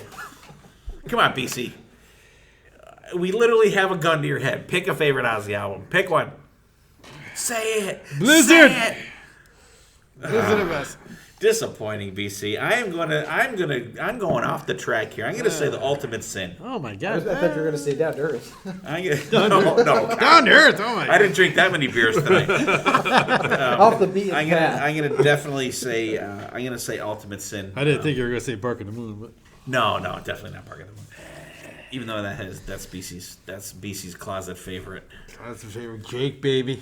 I'm down. Okay, so we're gonna say favorite Ozzy guitar player, BC.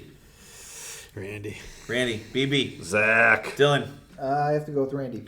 I'm going with Jake. I'm going with Jake, man. I'm a Jake guy. Liking the Jake. Hate the Jake. I enjoy the Jake stuff. I agree, Jake, but I mean, there's so much unknown about Randy. Oof. I mean, it was there and he was gone. What and could have been? What could have been? There's a big question mark there. Yeah, and I gotta say, I haven't really heard the Quiet Riot stuff with Randy Rhoads. I have. Very good. Have you? Is it?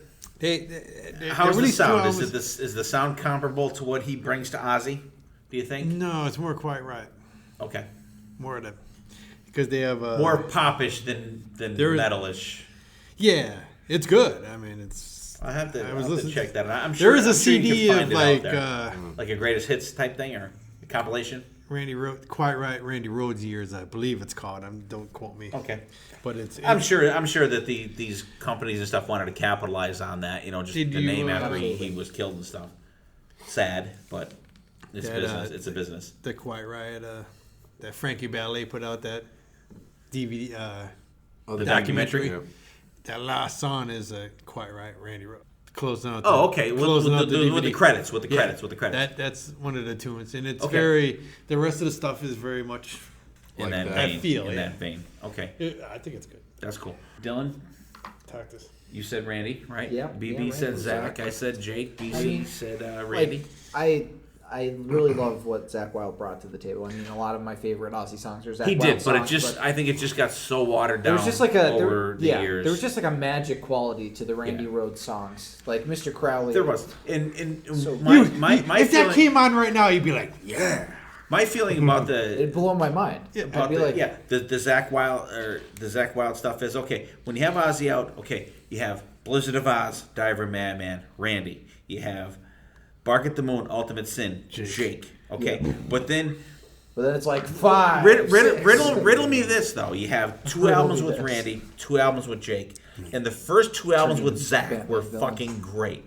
No Rest for the Wicked, No More Tears. And when does it start to take the downslide? The 3rd album. Osmosis. Because you never got a 3rd album with those other guys. 2 guys. That's I very think true. That's when that started to, get watered down. And what if Perry Mason was on No More Tears? How amazing would that be? Oh man! They could have that could have been it was the No More tours. That could have been just like. But good thing, we wouldn't have Perry Mason if that was the end of it. because that is such, front to back. Osmosis is 95, and I just think from there on, Ozzy was just trying to fit in. Ozzy was trying to, follow the trend. The trend, whatever. Not follow the trend, but try as much as possible. Because back then, I mean... And that's when bands suffer. This music was not... That year. Was not the right, but forefront of music. Even through they lasted through the grunge stuff. Ozzy remained relevant. He kind of hibernated all of that stuff. a little after that, 2000s. He was like, I'm just going to focus on my reality show and not have to worry but all about... that grunge shit and everything, that was late 80s, early 90s, I don't not like you 2000s. referring to it as shit. There is some pretty good grunge stuff. I'm Alice in Chains. just saying. Alice in Chains is amazing. I have to There's admit. a lot of really good Pearl Jam. I really like Nirvana, even though that's really trendy to say. I think their first album is really good. It's really raw and awesome. Pearl Jam's first album was good. After that, they lost me. Yeah, 10 is great. You start losing it. That's true. I mean, I really thought BC was going to back me up on the Jakey Lee stuff, but he punked me on it. He just wants to be disagreeable tonight. I'm not disagreeing. I'm just I don't know. Overall, Well, if you're not agreeing with me, you're disagreeing with me. So, because I could say I'm disagreeing with Steve because I picked Zach. You're disagreeing. Well, I know that because he's got Zach in his blood. But I figured my co-host would at least go along with me once in a while. Come on. Toe the company line, BC. What the fuck? Where did Ozzy start? With Randy.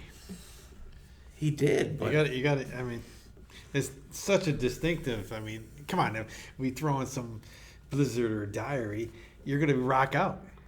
You're not going to rock out to Ultimate Sin? No, I definitely rock Well, out. see, But, there you go, see? but you got to go At least Randy. he's finally agreeing with me. Yeah, exactly. It's about time. Come on, I told you. You know, BC, you're so disagreeable with me tonight. You know what I'm going to do at this point is I'm going to here we go, challenge here we you- go. I'm going to challenge you to a duel. Duel what? All right, we're going to be. It's me and you. We're going to one-on-one. Next episode is going to be me and you. We're going to have a debate. I would reference No. Hamilton, but nobody listening to this podcast would get it. Continue. No. I'll be. You could be Aaron Burr. He dies, right? No, Aaron Burr kills Hamilton. Yes! Shows how much I pay. How much attention. you Call us bitches. Aaron Burr from the way we're dropping Hamiltons. We're dropping it. Okay. I'm going to challenge BC to a duel. We're going to have a debate next week. BC and I, me against BC. Can we bring guns? Can we bring beer? We're definitely going to bring Definitely beer. can bring beer. I'm we talking can about definitely guns. bring beer. And I've- No, I BC sup- and I, we're going head to head next I week. suppose you want me to ref again. We want Dylan to be our referee, and you may have to get the black and white striped shirt out. You may have to get the zebra shirt out next week. Zebra, And, baby. Are BC you and I, ready we're, to we're rumble? going head to head. And Let's get ready. maybe Let's get ready to debate. maybe we can bring BB and he can maybe be like the sergeant at arms, and make sure that Calm you guys down. I can be the the bartender. Bartender So- slash combiant. BC, do you accept the challenge? I accept any challenge. Come on, it's got booze in it. All right, That's the only reason he's accepting. that's it. He only wants to show up because of the alcohol. That's not true, So people. I love next this music. episode, me and BC, we're going at it head to head. We're gonna have Dylan. We're going to talk about Milli Vanilli. We're gonna debate. We're going to Which is debate better, about Millie, Millie Millie or or Vanilli. Millie or Millie Vanilli. or Vanilli. Or who's Captain better, Hall or or Tennille? Oates? Ooh. it's obviously Hall. Daryl Hall. Yeah. Daryl, baby. Daryl's the rocker. in this Crosby, movie. Stills, or Nash? I will take Young. No, we're not. Young would be too much of a It's obviously Young. That's We're- too many people in the studio. Okay, so next episode is going to be BC versus me. We're going to have some sort of a debate. Dylan, I'm going to leave it up to you to work out as to what's going to take place. Well, I'll try my best. Hope you guys enjoyed tonight's episode. A blizzard of Ozzy guitarists, and we thank you guys for listening. And we're going to do a little round table here. Final words, Dylan. I think Ozzy has had a really good taste in guitarists. I don't think there's a bad Ozzy guitarist, honestly. Of course, we all have our individual favorites, but honestly, it's been a pretty solid track record in terms of guitar sound on Ozzy's albums. That's one thing, even if the albums are like meh, you could be like, okay, the guitar sounds pretty good on this. So it's good that we're covering this specific topic. It's good, and I think that we wanted to specifically cover the guitar players in this episode because we want to go back at some point and really delve into the albums themselves, go over vocally, bass on them, drums on them, production on them. Dylan's favorite topic is production, as far as I'm concerned.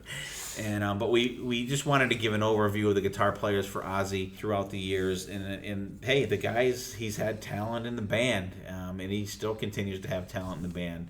BB, last thoughts, buddy. What really I can think of today, I really indulge in Ozzy's catalog, and I've said this to Steve many of times. What a great thing of this podcast is it makes you do a little homework. You're always listening to albums that you haven't listened to in a long time. I have not listened to so many albums since Steve has started this podcast than I probably have in the last 3 years. Album after album, my headphones are in and I'm listening to it and I'm looking at stuff on Wikipedia, reading it while I'm listening. Is your wife yelling at you like she yells at me because the headphones are in all the time? I can't hear her. I get that. I get shit all the time. I'm not even going to talk to you. You have the headphones in. I'm like, well, just wave and I can shut it off.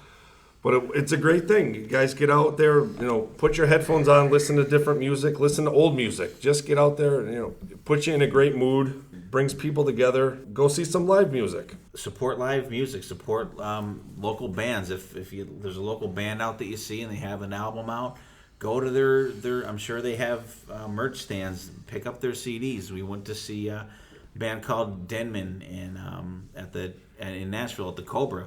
They had an EP available there. BC and I picked it up. It's friggin' great. It's awesome. We were just a little saddened that the main band that played the night, the Tip, they didn't have any merchandise available. I would have definitely picked up, but they do have one album on Amazon Music, and they have a different album on Apple Music.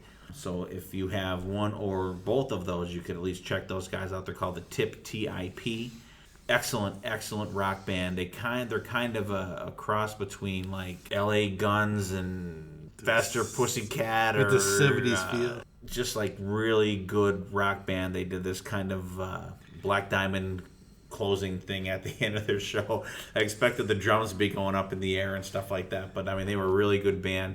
So guys, check out new music, support local music, get out there, check out these guys that are out there. Check out our podcast. If you listen to us and this is your first time or second time, go back and check out our other episodes. There's a lot of cool stuff out there. It gives you, our first episode gives you our origins of how we got into this, and we have a bunch of different topics and a bunch of different bands. You will hear Kiss a lot on this show. Dylan, he usually times me as to how long it takes me to mention Kiss in an episode. There's a lot of good stuff out there. BC, what do you got to say? Like I said, we talked about Ozzy tonight, and Ozzy surrounds himself with talent. Like the last few albums, no matter if there's nothing that catches you on it, it's still good. It's Ozzy. But it's all you're going to be. Right. It's all good. Yeah. It's all good. When you surround yourself with good people. And like BB said, I'm digging deep into my CD collection to scope out this stuff that has been put on a shelf and hasn't really been listened to. Yep. I'm digging out nowadays. Sure. Every week I'm digging out something different. Yeah, we want to give you Blowing guys the dust off. Yeah, we want to give Blowing you the guys dust off, food yes. for thought. And like I said before many times, when I'm personally prepping for an episode, I like to listen to what we're going to be talking about, and I like to mentally put myself right back to where when I first, slit that plastic up on that album and I put that on the turntable, or once CDs came, I put that CD first in there and threw them headphones on. I like to put myself right back there. Walking into the arena to see the band. Yeah. You're so excited to see a show Absolutely. back then. And that's what we like to bring out. So you guys check out our stuff. We're on iTunes. We're on YouTube, Ear Peeler, Castbox. We're on Twitter. Check out our Twitter account. Messages. Let us know what you guys think. And we thank you for listening this week. And as every week, and we will see you next time. And there will be a next time. Good night.